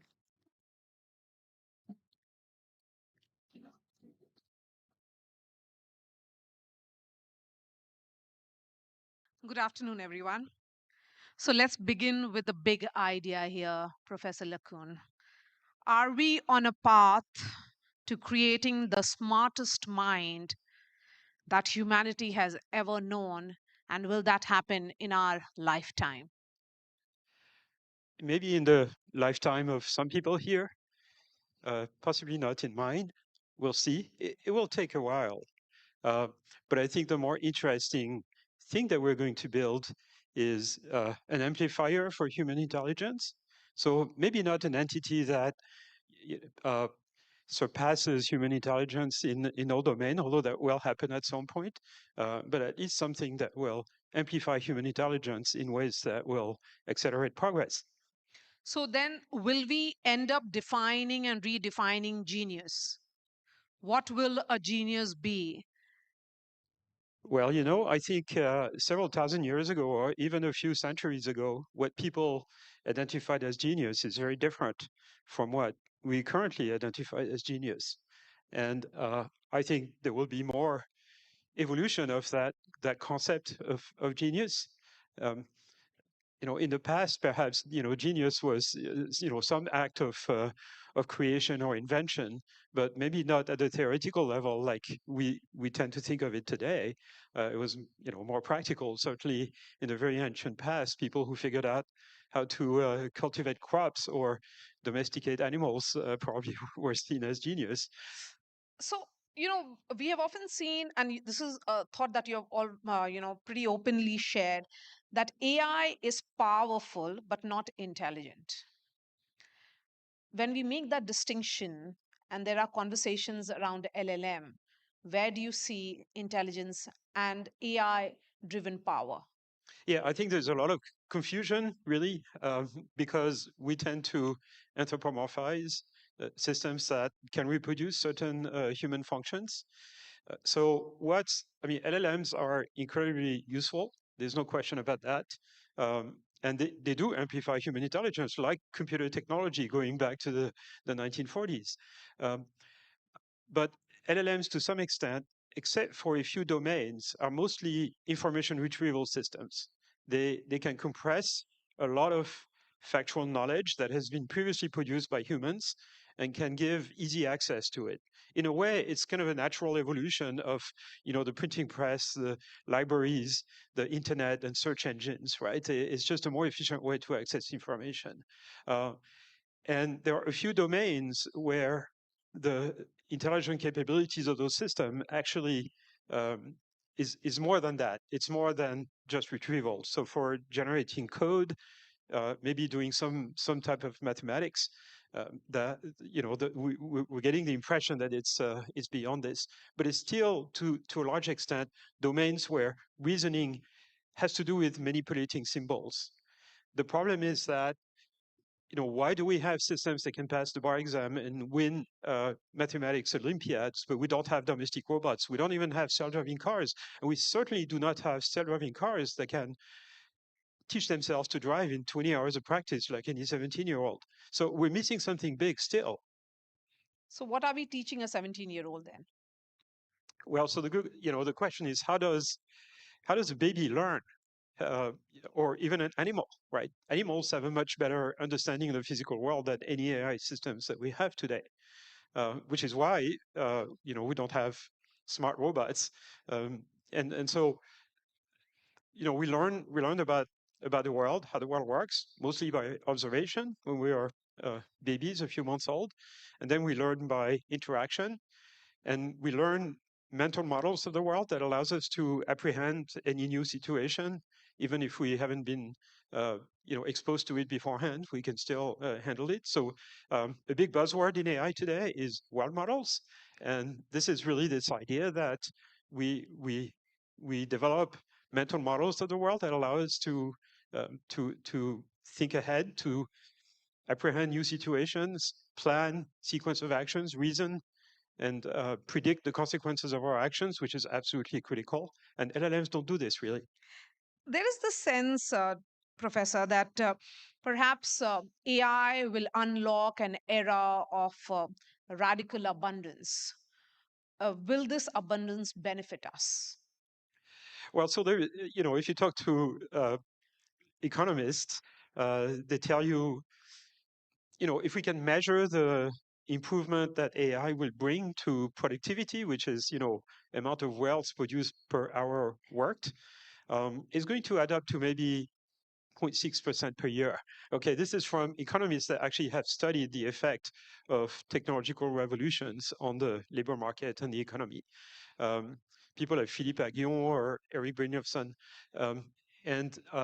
So that seems small. It's actually quite big. And, it's certainly going to accelerate scientific progress in medicine. I do not believe there's going to be like a singular identifiable point where the economy is going to take off and there's going to be abundance. And there's also the question of the policies surrounding this.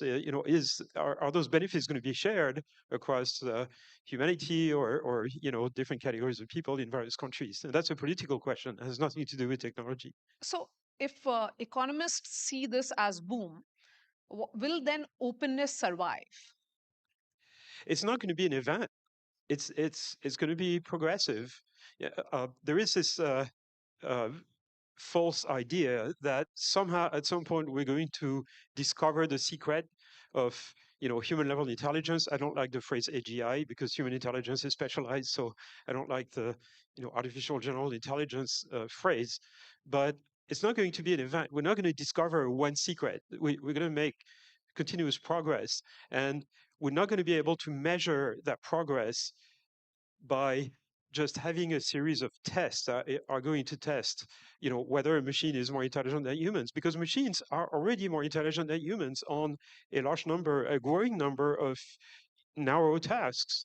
And so, it's not like a uniform, scalar measurement of quality. It's a collection of quality. But what's more important is that um, intelligence is not just a collection of skills, it's an ability to learn new skills extremely quickly and even to accomplish new tasks without being trained to do it the first time we apprehend it. That's really what intelligence should be measured at. So we're not going to be able to just design a test that is going to figure out, are machines more intelligent than humans? So if it's about upskilling and ensuring that you're relevant, then only perhaps you're intelligent.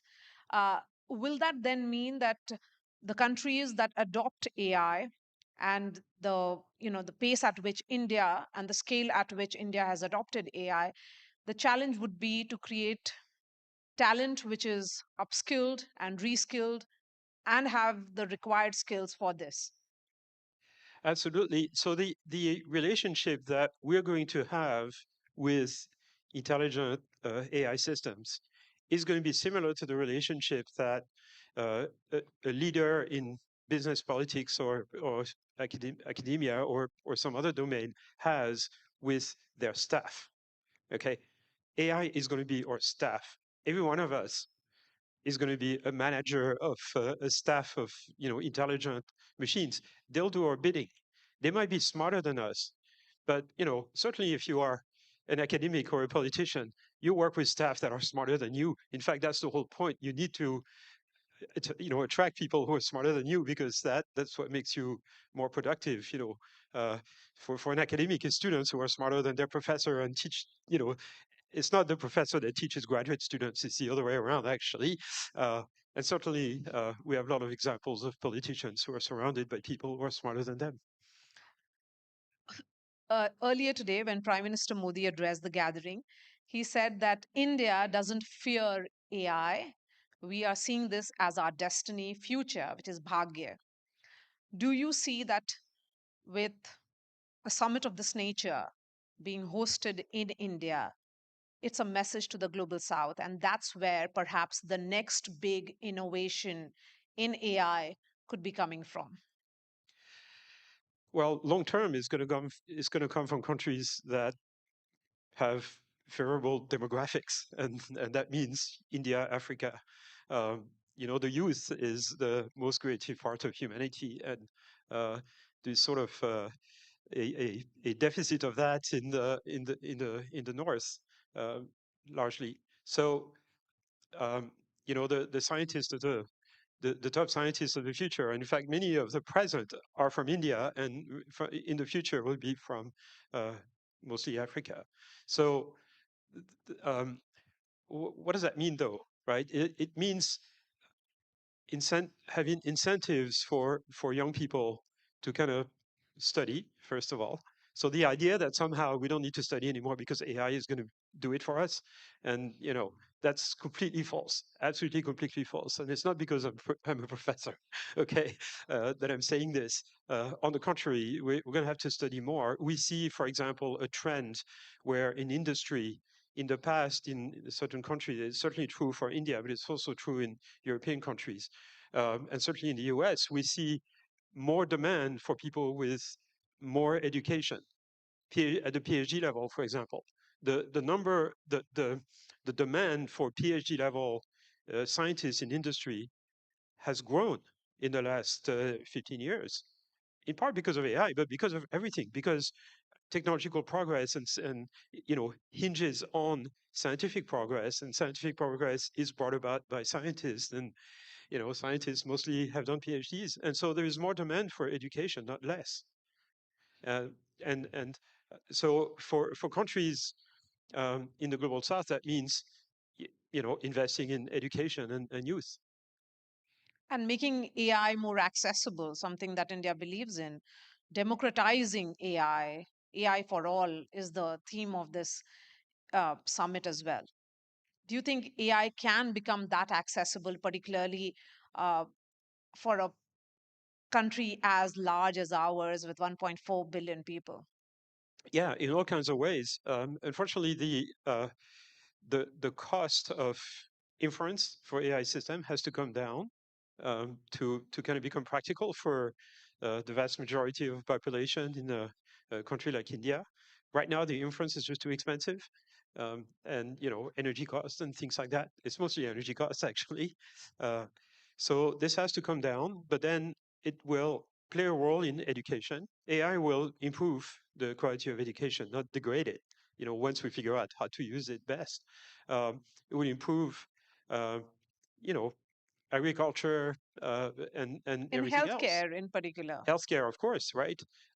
So I don't work at Meta anymore, but there was an experiment a couple of years ago or a year ago that was run by my former colleagues, where they gave smart glasses to Yes. agriculture, to farmers in India, and they could talk to the AI assistant to figure out, like, what is this disease on my plant, or should I harvest now, or what's going to be the weather, and Yes, I it think is those being things. used a lot in agriculture as well. That's right. It is assisting farmers to ensure that their produce gets better, they make right choices. But when you say about education, will AI assist education in terms of making students or youth of the country more literate, or will they become more AI dependent? Well, I mean, we're dependent on technology, right? I'm dependent on this pair of glasses, otherwise I don't see you. So that's been that's been with us for centuries. Yeah, we'd be dependent on AI, of course, but AI will facilitate access to knowledge, and thereby kind of be a tool for education. I think the effect on society, might be extrapolated from what was observed in the 15th century when the printing press started enabling the production of printed matters and the dissemination of knowledge, right?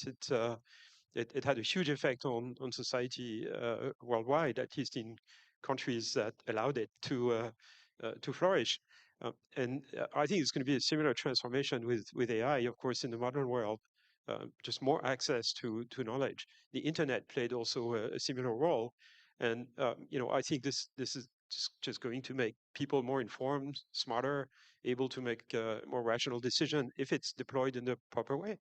So, if you were to define this moment which we are witnessing in history, we are living it. How will you say it? Is it like the advent of electricity? Yeah, people have made that claim, They have made that claim, including yes. economists. It's the new electricity. I think it's more like the new printing press, really. But again, in the sort of this vision of kind of more dissemination and sharing of knowledge and amplification of human intelligence. But the impact on society and the way countries need to be run is very difficult to predict at this point. I'm sort of an optimist in the sense that I think societies will figure out how best to use that technology for the benefits of their population. While I am an optimist, nevertheless, I'm going to ask this question to you, Professor. Are we overestimating the change or underestimating what has struck us? So usually in technological shifts of this type, we are overestimating the changes in the short term and underestimating them in the long term. I think for AI, it's a little bit different because there's been a huge amount of hype and expectations that, the transition to human-level AI, superhuman-level AI, is going to be an event and is going to happen within the next few years.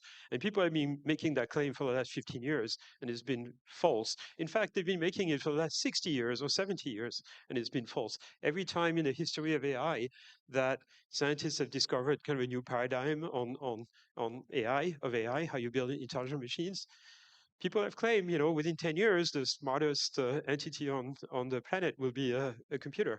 And that just proved to be wrong, 4 or 5 times in the last 70 years. It's still wrong. We're still very far from that. We're not very far. We're getting close, right? We're seeing the end of the tunnel. But it's not like, we're going to have super intelligent systems within 2 years. It's just not happening because of this gap. Right? Where is the robot that can learn to drive in 20 hours of practice, like a 17-year-old? Even though we have millions of hours of training data of people driving cars around, we should be able to train an AI system to just imitate them. That doesn't actually quite work. It's not reliable enough. Okay, so let's try and wrap up this conversation with who gets to define intelligence now onwards. Will it be actually humans, machines, or both together? Probably both together, but mostly humans. Like we set the agenda, and the biggest difficulty is not to get fooled into thinking that a computer system is intelligent simply because it can manipulate language. We tend to think of language as the epitome of human intelligence, right? But in fact, it turns out language is easy to deal with because language is really a sequence of discrete symbols of which there is only a finite number, and that turns out to make things easy when you train a system to predict what the next word is in a text, which is what LLMs are based on. It turns out the real world is much, much more complicated. And it's been known in computer science for many years. It's called the Moravec paradox, after a roboticist, Hans Moravec. And so the company I'm building and the research program I've been working on for the last 15 years or so is intelligence for the real world. How to deal with high-dimensional, continuous, noisy signal that the real world is, which your house cat is perfectly able to deal with. Or a squirrel or whatever, but not computers yet. That's the big challenge for the next few years in AI, dealing with the real world. And that's the point of the company I'm building. So AI has to deal with the real world, or real world has to deal with AI? AI has to deal with the real world, the messiness of the real world, the unpredictability of the real world. All right. Thank you so much for this conversation, Thank you. Professor.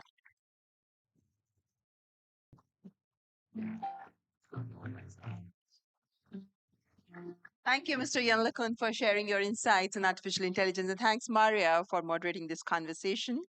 Ladies and gentlemen, I would like to now welcome Mr. Ankur Vora. He's the President of Africa and India Offices and Chief Strategy Officer at the Gates Foundation. And well, talking about him, Ankur is a development economist by training, whose life trajectory was influenced by his parents' dedication to purpose and India's economic reform that lifted millions out of poverty. Ladies and gentlemen, please welcome Mr. Ankur Vora.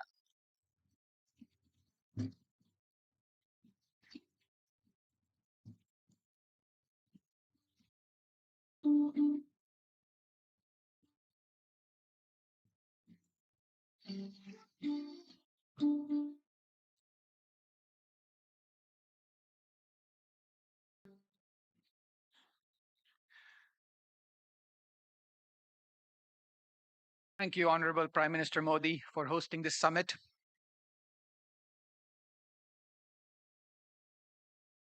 Is a person okay?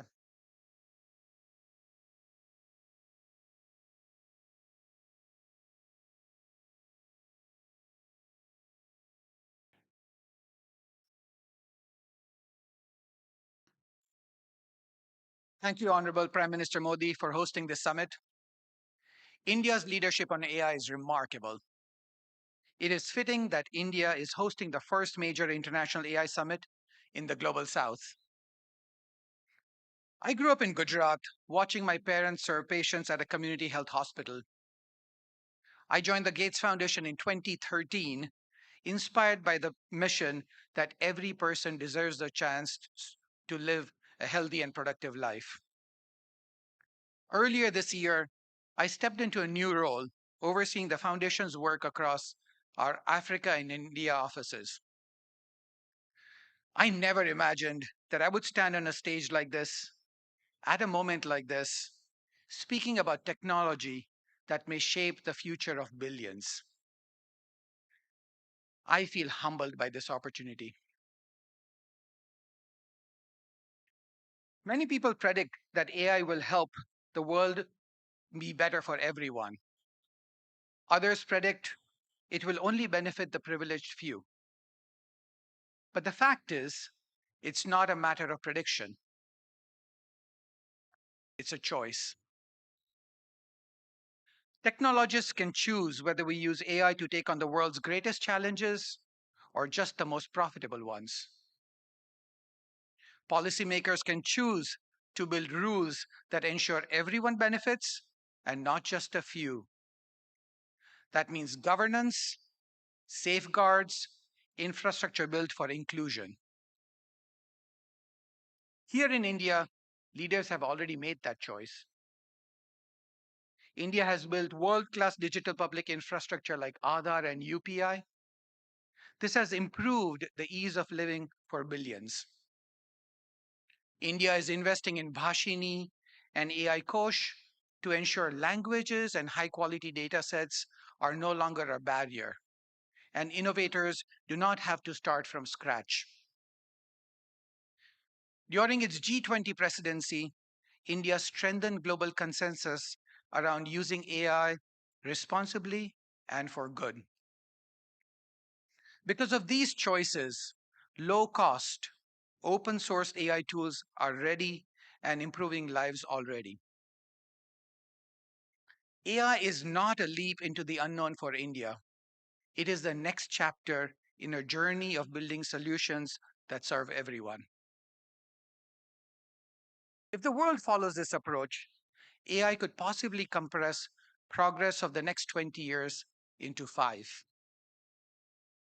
That progress means fewer children dying from preventable causes, fewer women dying in childbirth, more infectious diseases eliminated, millions rising out of poverty. If we step back, the real test of AI is simple. Will it help make people's lives better? That fundamental question guides how we think about our work in health, education, and agriculture. Since 2000, the world has cut child deaths into half. That represents millions of lives saved. Within our lifetimes, we could see the end of preventable child deaths. AI can help us get there faster. In sub-Saharan Africa, there are 6 million fewer health workers than we require. AI tools, when deployed correctly, can free up time of existing workers so they can help more patients. Last month, Bill announced Horizon 1000 in partnership with OpenAI, the government of Rwanda, and ministries of health across the regions. The effort will deploy AI tools in 1,000 primary health clinics across Africa. Imagine visiting a local health center that offers AI-powered guidance. Simple cases can be resolved immediately, complex ones are referred appropriately, and millions of lives are saved. AI will not just speed up innovation, it can help bring that innovation to community clinics, to health workers like my parents, and to the patients who depend on them. That is expanded access. Another area where AI can make a material difference is in education. There are 2 hard problems in education. First, accurately assessing where each child is in his or her learning journey. And second, once a teacher knows that, helping her customize her lesson plans for that child. Earlier in my career, I worked to bring Pratham's teaching at the right level model to Africa, to Ghana. I have seen firsthand that works, but the challenge has always been about cost and scalability. AI now makes that challenge surmountable. It makes activities like personalized assessment far more affordable and easier to implement at scale. With Vadwani AI here in India, we developed a tool that analyzes short audio clips of children reading. Each assessment takes only 2 minutes. It costs about 5 paise. That is less than 1 cent per child. The result is more children being supported, more hardworking teachers having the time and ability to do the things that they love the most, shaping the next generation. 6 million children in Rajasthan and my home state of Gujarat have already benefited from this revolution. So it is clear AI will make a difference in health and education. But can it also help advance economic opportunities for the poorest? More than half of the workforce in the global south is engaged in agriculture. Every country that has moved out of poverty has seen rising farm productivity. For a farmer, every cropping season comes down to a handful of decisions: what to plant, when to plant, what seeds to buy, what fertilizers to use, when to sell.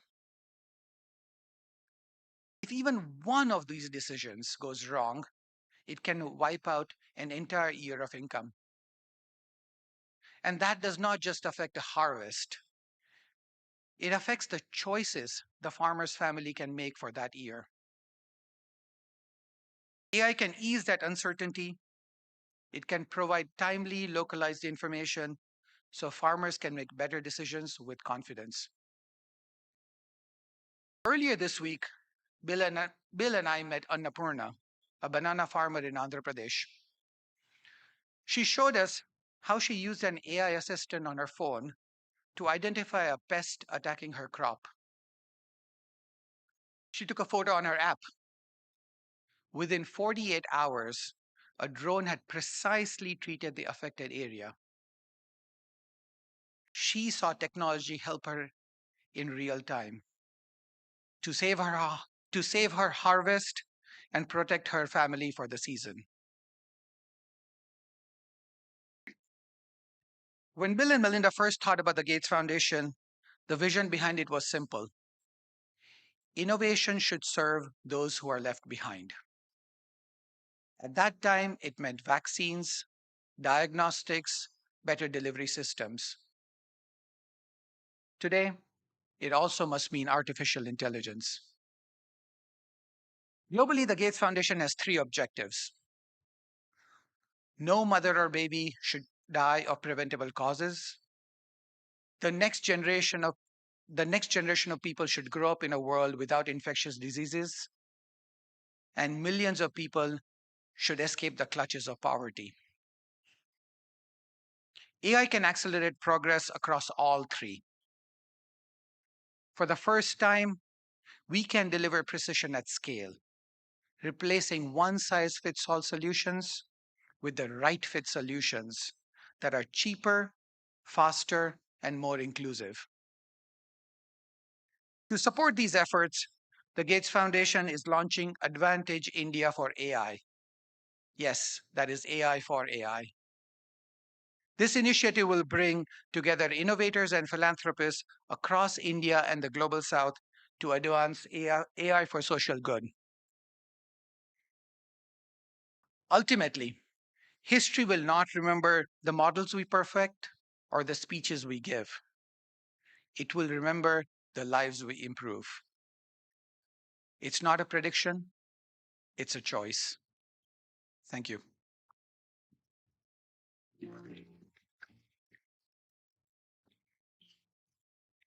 Thank you, Mr. Ankur Vora. Your perspectives on leveraging AI for social impact have undoubtedly added depth to this summit. And ladies and gentlemen, our next speaker is Ms. Julie Sweet, Chair and CEO, Accenture. Ms. Julie Sweet has repositioned Accenture as one of the world's largest AI and technology transformation companies, deploying hundreds of thousands of professionals across every sector of the global economy.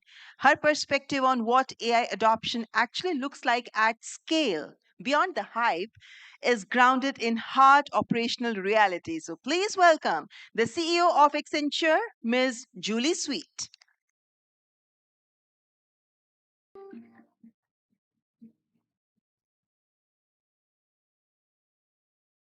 Guests, thank you, Prime Minister Modi, Minister Vaishnaw, and your outstanding teams for convening us for this critical summit around AI.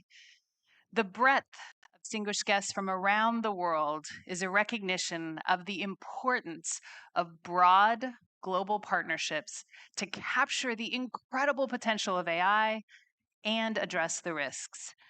It is also a recognition of the importance of India in our AI-enabled future. At Accenture, we're incredibly proud to have over 350,000 and growing reinventors here in India. We also have one of the largest AI workforces in the world, tightly integrated with our growing AI hubs in the US, Europe, the Middle East, and Japan.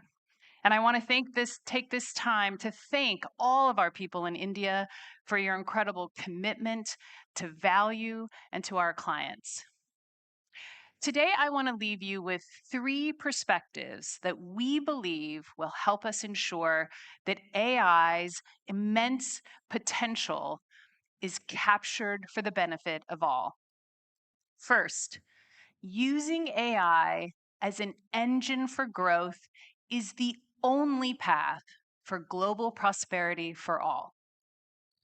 Second, the agenda ahead of us is unprecedented. Companies, countries, and individuals must reinvent how they work together, and how they learn. And finally, it is humans in the lead, not humans in the loop, that will determine our future. As we turn to the imperative for growth, I want to take you back for a moment to 2013. Oxford University had just published a widely read study that said, based on technology progress at that time, 47% of US jobs would be automatable. Dire headlines and predictions soon followed. One of those technologies was robotic process automation, or RPA. And there were predictions that IT services would be badly damaged because it would automate so many jobs. And in fact, we used RPA to automate thousands of jobs. And we also, as an industry, embraced the new technologies of digital and classical AI, and we created many, many more jobs. We helped our clients adopt RPA, and those who did created investment capacity to invest in new technologies and to grow. And in fact, the IT services industry has thrived over the last decade, including many of India's most successful companies that you've heard from today. At Accenture alone in 2013, we were roughly 275,000 people and $29 billion in revenue. And today we're over 750,000 and growing and $70 billion in revenue. What the last decade has taught us is a critical lesson.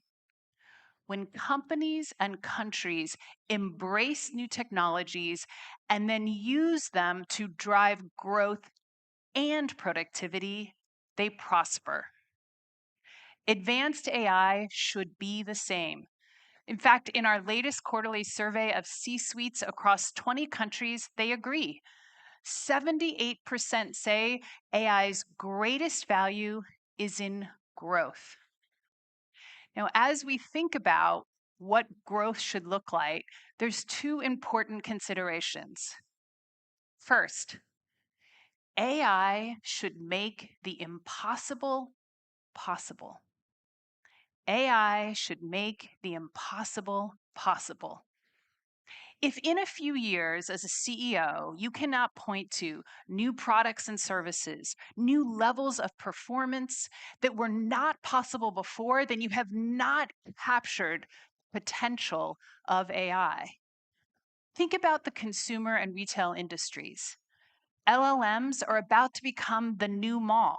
This is an entirely new way to engage customers and to engage in commerce that did not exist in 2022. If you think about pharma, we see a path toward bringing drugs to market much faster than the average of 9 years. Not possible before, which means that life-saving drugs will get to people faster and pharma will have accelerated growth. And we are just beginning to understand how AI will create new drugs, new materials, new products across industries. A second consideration around growth is that we must commit to providing access to the technology and the talent for small and medium-sized enterprises. If we are to use AI as an engine for growth, we need to make sure that the engine for growth, these size enterprises, have access. 50% of the world's GDP are small and medium-sized enterprises, and in the global south, it's 70% of employment. To do so, there will be lots of business opportunities. So many industries will serve small and medium-sized enterprises, but that will not be enough. Private and public partnerships will be critical to making sure there's access. For example, we're working with the US college system where we're funding internships of college students at small and medium-sized enterprises. It's a win-win. Statistically, if you have an internship, you have a better chance of getting a job, and it's providing these enterprises access to some of the cutting-edge talent. And so we must make sure that we're continuing to focus on the small and medium-sized enterprises. Now, I know, and we all know, that advanced AI is much more powerful than the technology advancements of the last decade. And of course, that means that the impact is more profound. But that doesn't change the critical lesson that AI must be used for growth and productivity.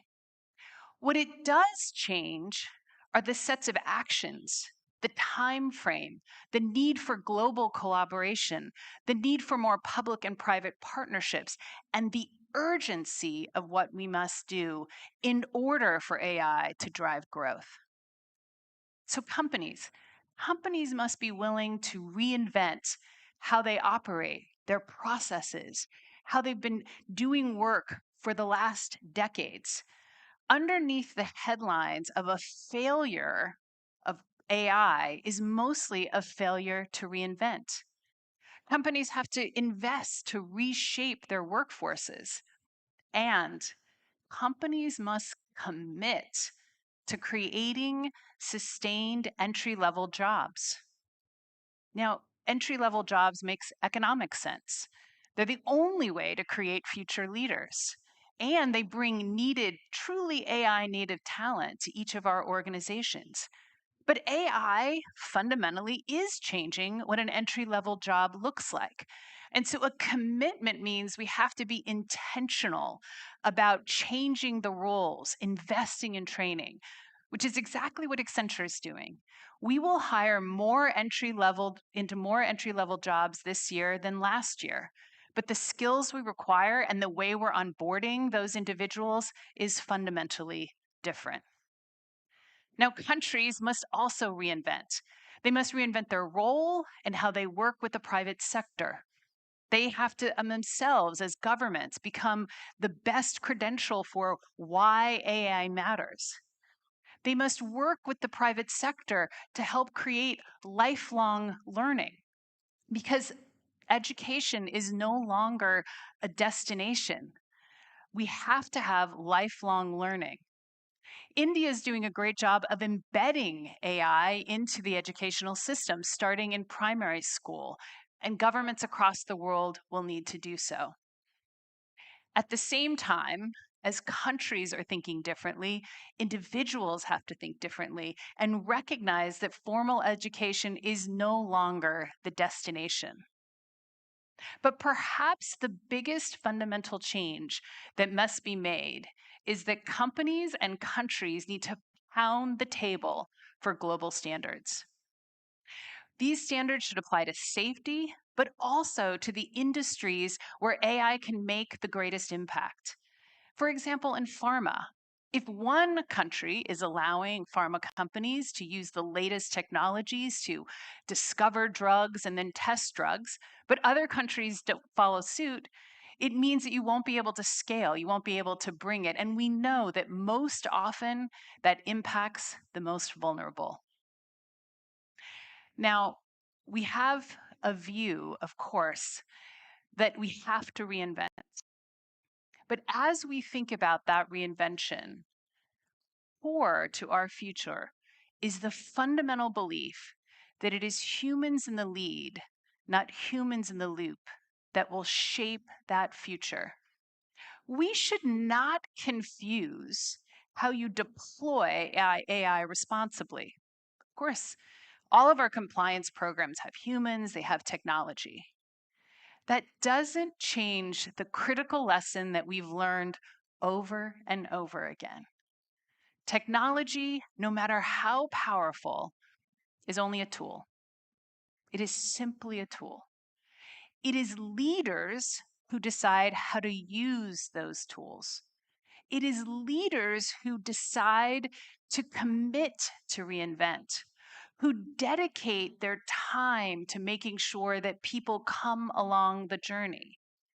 And it is leaders who must choose to work together to ensure the safe, widespread adoption of AI. There are lots of headlines today that predict less jobs, less opportunity, less human relevance. We are here because we see a future of more. At Accenture, we live by 8 leadership essentials, the qualities we believe we need to run our company. And one of them is particularly important. We expect leaders to lead with excellence, confidence, and humility. As we look to our collective future, we should have the confidence to have the unwavering belief that together we can make a future that is better for all. We also must hold ourselves individually and collectively accountable for executing on that belief with a high bar of excellence, because our people around the world are counting on that excellence. And finally, we must all have the humility to know that we cannot do this alone. Thank you very much.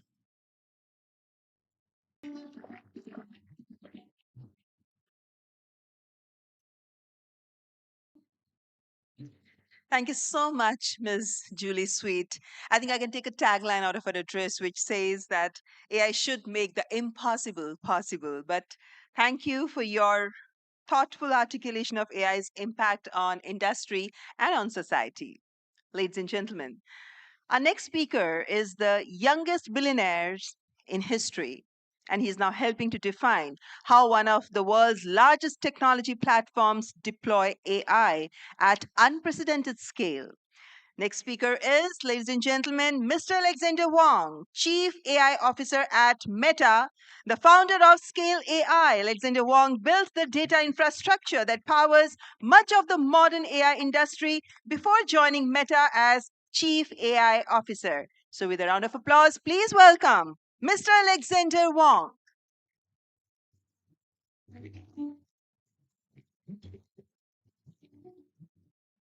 Thank you so much for having me. Namaste. It's fair to say my upbringing wasn't typical. My parents were physicists in a town called Los Alamos in New Mexico. Los Alamos is a government lab town where, for decades, scientists have come to push the boundaries of what's possible in mathematics and supercomputing, in human genome studies, vaccine research, space explorations, and material science. My mother studies how plasma behaves inside stars. At the dinner table, we'd talk about physics problems, scientific trade-offs, the reasoning behind how systems work. One kid in my town made huge balls of plasma in their garage for a science fair project. You know, normal high school stuff.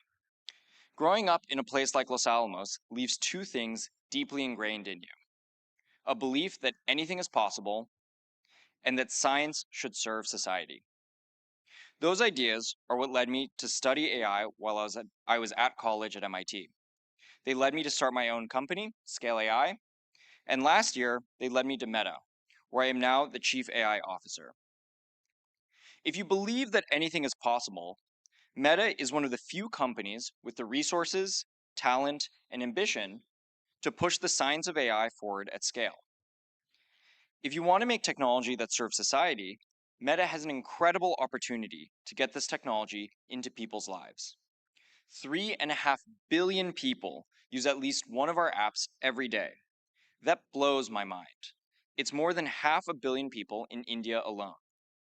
People are already using our AI to do amazing things. Across India, creators use our AI to automatically translate reels into the language of the person watching. Small businesses talk to customers through WhatsApp business agents that they create in 10 minutes on their phones, and they use our Gen AI tools to create ads and reach customers way more efficiently than they ever could before. And India has world-class developers building genius things to solve societal challenges. For example, there are more than 20 million people with disabilities in India who are locked out of education, jobs, and digital services because the digital world wasn't designed for them. So iSTEM built voice-first, AI-powered infrastructure that helps people with disabilities to learn, discover careers, and complete digital tasks independently, like converting textbooks into usable formats or giving personalized career guidance that takes into account their disability. In healthcare, researchers at Ashoka University used our SAM3 model, which is trained on billions of natural images, to speed up the identification and segmentation of cancer tumors and at-risk organs. Their model, OncoSeg, can help radiologists and radiology oncology teams do in seconds what it takes hours to do manually. The beauty of general purpose models is the same technology that can segment tumors in the brain can segment leaves to help farmers assess the health of their crops, as AgriPoint has done. We recently open sourced our omnilingual models, which recognize speech across more than 1,600 languages and can rapidly adapt to new languages with just a few audio samples. It's not a fantasy that in a few years we'll have real-time, voice-to-voice translation for every spoken language on Earth. Now build that into your glasses, real-time translation in any language just for you. That's transformative, perhaps most especially in countries like India, where so many languages are spoken. In fact, language is an area where we're collaborating with the Indian government on through its AI Kosh platform. We're providing datasets in 10 major Indian languages so people can build AI models that deeply understand Indian languages and contexts. I'm sure you're used to people from big tech world making lots of grand but vague assertions about what AI will be able to do. But we don't have to be vague. People use our AI right here, right now. They're getting value from it, and they're building amazing things with it. And that gives us confidence about what we're building towards. We're releasing new models this year, with the first coming in the next couple of months. These will be deeply integrated with our products in a way we're really excited about. We're optimistic about the trajectory we're on. The first models will be good, and as the year goes on, I think we're going to be pushing the frontier. Our vision is personal superintelligence. AI that knows you, your goals, your interests, and helps you with whatever you're focused on doing. It serves you, whoever you are, wherever you are. We all lead busy lives. I'm sure you'd want to do more if only you had the time and headspace. That's how I think about personal superintelligence. Say You want to be healthier. Your personal AI could help you see through a personal health plan covering diet, exercise, and sleep, and your daily routine. Or you have a project you'd like to get done, like putting on an event. It can track your progress, reach out to venues, arrange invites, remind you of things you haven't considered, and more. If you love to go fishing or paint or want to travel more, it can help free you up so you can do more of these things, and it can give you advice when you need it, or help you show up as a better friend or in your community.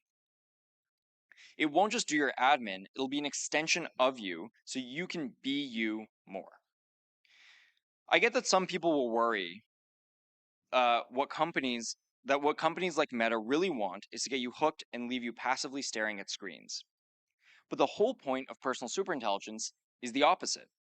It's about helping you be more active in your life, in pursuing your goals, and deepening your relationships. I know people are going to be skeptical when I say we're going to do this work responsibly. But you don't have to take us at our word, take us at our incentives. This is a competitive space, which is why we're seeing so much innovation. Given how intimately your personal AI will know you, people aren't going to hire us for the job if we're not doing it responsibly. Our AI needs to work the way we say it does, as well as we say it does, and as safely and as securely as you need it to. It needs to help you in your life, and if it doesn't, people simply won't use it. We'll lose customers, we'll lose public trust, and we'll lose out to our competitors. That's why we're transparent about our models. We publish model cards and evaluation benchmarks and data so you can see how they work, their intended use, and how we assess their performance. And as they get more advanced, we're looking at ways to share even more. It's why we invest in the science of model evaluation, both improving the existing tests and building new ones for risks we haven't yet confronted. And it's why, over many years, we've developed ways to identify and mitigate potential risks before we release a model through risk assessments, scaled evaluations, red teaming, and fine-tuning. And we can monitor aggregate trends in how people use AI in our apps. So we have a feedback loop that can flag potential risks and help us improve our models. As the models improve, the governance around them has to keep pace. So we're innovating with how they learn and apply principles and how they're tested and evaluated, using AI to strengthen checks and balances. Realizing the full promise of AI is as much a matter of getting policy right as it is investment. There are 4 building blocks for AI: talent, energy, data, and compute. Governments and industry need to work together to make sure there's access to each, so we can realize AI's potential and do it in a way that means you can build for your needs, not ours. That's in part about having bold national AI strategies and policies that encourage innovation, not patchworks of inconsistent regulations that make it harder. But above all, it's about collaboration between public and private sectors to deliver these 4 building blocks, and to design and deploy AI that works for your citizens and your economies. I don't want these amazing technologies to be one size fits all. I want them to serve your needs, designed for the challenges and opportunities that are unique to India, to societies across the global south, and all over the world. I want them to serve you as an individual, no matter who you are, where you live, what language you speak, or what culture you're a part of. That's only going to be possible if the public and private sector are on the same side. We need to be partners working together in a spirit of openness and collaboration, and with a sense of shared ambition. I truly believe we're on the cusp of a moment where really anything is possible. We want to work with you to build AI that serves your societies. I hope you'll work with us. Thank you.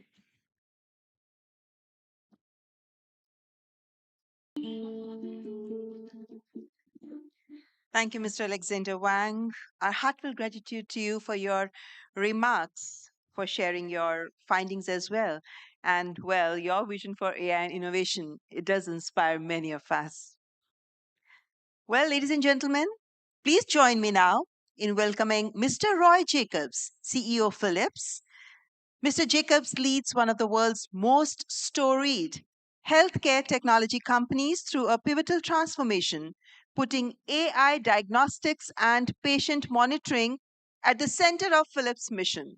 His work sits at the critical intersection of AI and human health, where the stakes could not be higher. Ladies and gentlemen, please welcome CEO of Philips, Mr. Roy Jacobs.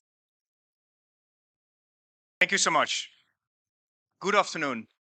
It's a true honor to be here among so many brilliant minds and very bold ambitions. And building off the visionary path of the Prime Minister, I want to share how we are walking that path, designing and developing in India and delivering to the world. And since I have your attention, let me share something that I want to leave behind. We believe that artificial intelligence will have its biggest impact in healthcare. Because healthcare needs it. And maybe some of you are skeptical, but let me try to convince you otherwise. For decades, healthcare has been adopting technology cautiously. And there are different reasons for this. For today, something fundamental has changed in healthcare. Healthcare systems are under immense pressure. Rising demand, chronic disease, stretched workforces, and high expectations of patients and society. The pressure is only accelerating, and that will also accelerate the adoption of data and AI-driven innovation. AI is already today helping to provide better access to care. It's embedded in clinical workflows. It's augmenting human expertise. It's improving imaging precision. It's enabling earlier detection. It's extending care beyond walls. And so the task now is, how do we build an intelligent care system that is predictive, trusted, more effective, and accessible for people everywhere? Because ultimately, it's not about AI or technology. It's about the people that are served by technology and AI. Just consider for a moment the pressure care teams are under. If you ask clinicians what they lack most, the answer is almost always time. Time to think, time to explain, time to connect with patients. In many health systems, nurses and physicians spend hours on documentation and administrative tasks, hours not spent on the patient. AI has the full potential to change that equation. The first wave of AI is about removing friction, automating repetitive steps, reducing clicks, supporting documentation, making systems more intuitive. This may not be flashy, but it is transformative, and it does generate huge impact. When AI listens to a clinical conversation and drafts structured documentation in the background, that is not replacing a clinician, it's giving time back to the clinician. When AI prioritizes work lists so that the most urgent cases rise to the top, it's not making decisions independently, it's supporting better clinical judgment. This is AI working quietly in the background, so clinicians can focus on what matters most. And this is real today. Let me make it even more tangible, because AI is already reshaping what's possible across healthcare. Imagine a patient in a regional hospital. She has been waiting for weeks for an MRI scan. The backlog is long. The technologists are stressed. Clinicians are not available to support. Traditionally, an MRI required significant manual setup, precise parameter selection, and highly specialized expertise to conduct a scan. Variability was inevitable and access was limited. Now imagine something completely different. The patient arrives for her MRI and checks in smoothly. Her clinical information is already available to the system that will conduct the scan. AI helps position her first time right, accurately, and selects the optimal scan protocol. It's tailored to her autonomy. And as the scan runs, the image quality is continuously monitored and adjusted automatically. This is autonomous MRI scanning. The result? Clear, precise images, delivered efficiently and consistently. The radiologist receives AI-driven insights and quantitative biomarkers. And Philips is working to make that a reality. It means more patients diagnosed earlier, earlier detection of chronic and complex conditions. It expands capacity and access to care. It reduces variability. It scales expertise. And over time, it helps reduce the overall cost of care. And at Philips, we have been laying the groundwork for this future through advanced automation, integrated MR workflows, and an AI engine that scans faster while enhancing quality. We are also leaders in helium-free MRI systems. That's a hardware breakthrough. And together, that does not only make it more sustainable, but it allows us to install MRI systems outside of the hospital, closer to patients, where it was previously not feasible to go to. That means even more access, more resilience, and more patients served. Diagnosis is not the only part of the story. Let's enter a hospital room. There is no lack of data. Actually, there's an overload of data. Many devices, alarms going off, dashboards to be read. Now image a hospital room transformed into a smart healing environment. Data from devices flow into a unified platform where AI continuously analyzes vital signs and clinical trends. False alarms are reduced. True risks are elevated early. A subtle deterioration pattern in patient is detected by AI hours before it becomes visible. The nurse is alerted within context, not with noise, and the physician receives predictive insights. Preventative action can and will be taken. The true patient crisis never fully materializes. That is the power of agentic AI. Software that can perceive, reason, and act within defined guardrails, always under human oversight. It reduces burden, it anticipates risks, and it turns data into action. That's how we can give time back. With all of this excitement, we must be clear about one thing. Healthcare runs on trust. AI in healthcare needs to be transparent. It must be validated continuously, not approved just once. It must operate within regulatory frameworks. And those evolve as the technology evolves. Clinicians need to understand how systems arrive at their recommendations. Patients need to know how their data is protected. And regulators need confidence that safety and efficacy is rigorously monitored all the time. Innovation and governance must advance together with speed, because trust determines adoption, and adoption determines the success of valuable application of AI in healthcare. If they move at different speeds, trust erodes. If they move in alignment, adoption accelerates. Now, I'm very happy to be back in India. India represents a remarkable opportunity in this transformation, standing at the intersection of scale, digital infrastructure, and ambition. The country's digital infrastructure, including initiatives under the Ayushman Bharat Digital Health Mission, is laying the foundation for interoperable health records and longitudinal patient data, the foundation for a big data play.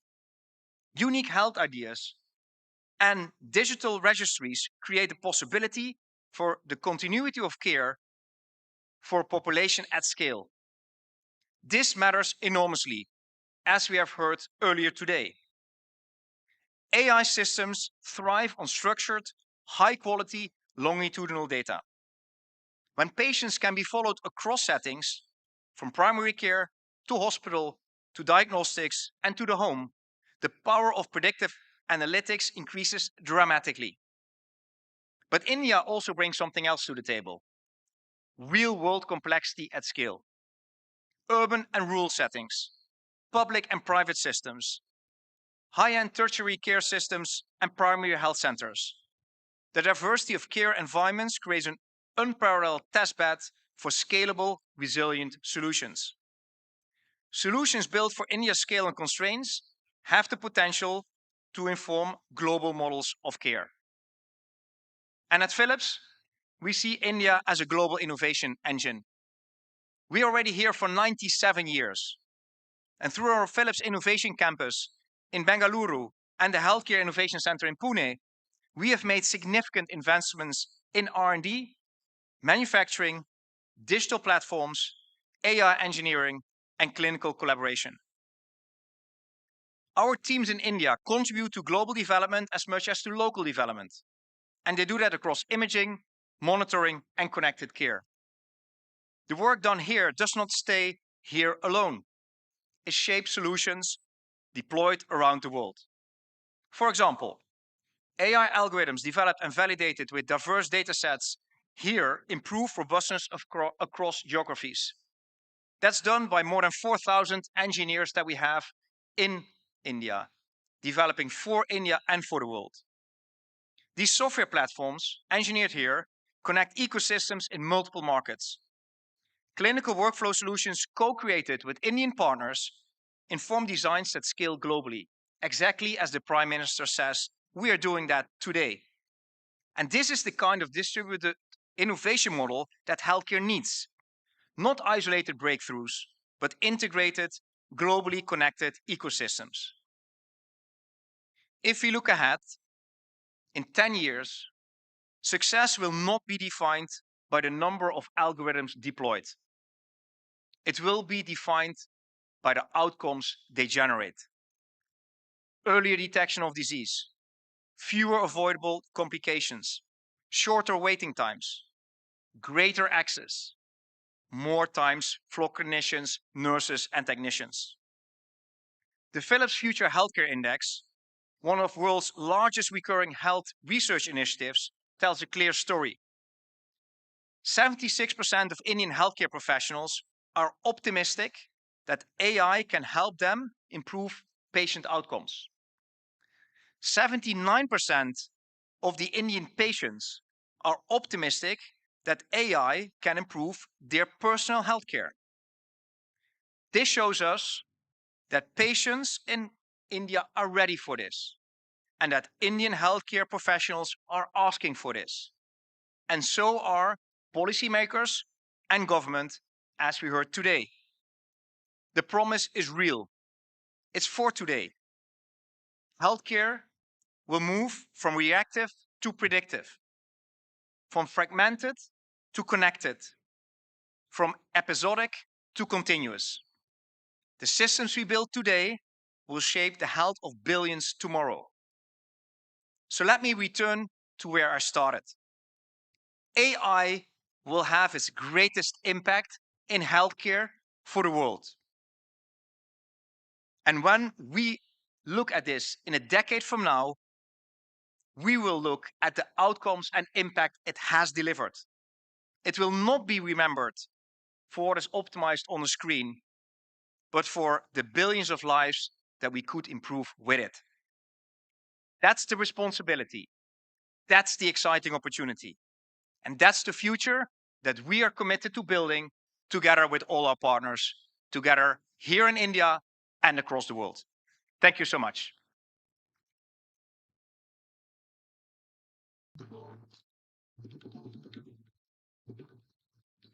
Thank you so much, Mr. Jacob, for your enlightening words and also for highlighting how AI can be a game changer in the field of health sciences. Ladies and gentlemen, I would now like to welcome Mr. Martin Schroeter, who is the chairman and CEO, Kyndryl. As the leader of the world's largest IT infrastructure services company, spun out of IBM, Mr. Martin Schroeter manages the technology backbone of thousands of enterprises across the globe. His view of what it takes to actually run AI in production environments offers a necessary corrective to summit stage optimism. Ladies and gentlemen, please join me in welcoming the chairman and CEO of Kyndryl.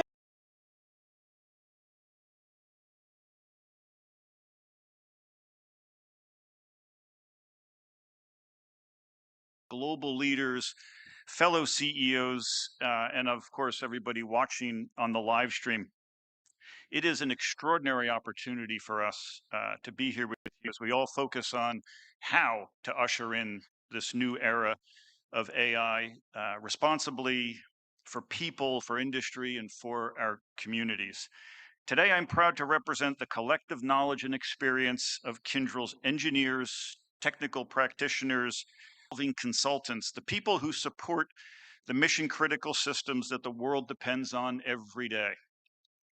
As the largest IT infrastructure services provider, the question that we continuously come back to at Kyndryl, and one that I suspect many of the policymakers and the business leaders and the technologists and the citizens here among us have, is how do we actually make AI work in the real world for real world impact?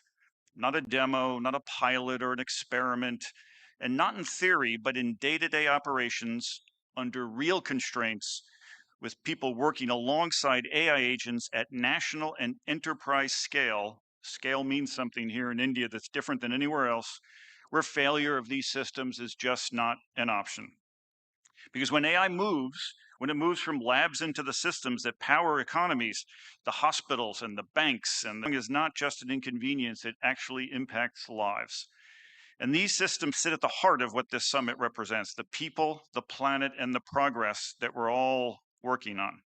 Progress in all three depends on the ability to operationalize AI reliably and, again, at scale.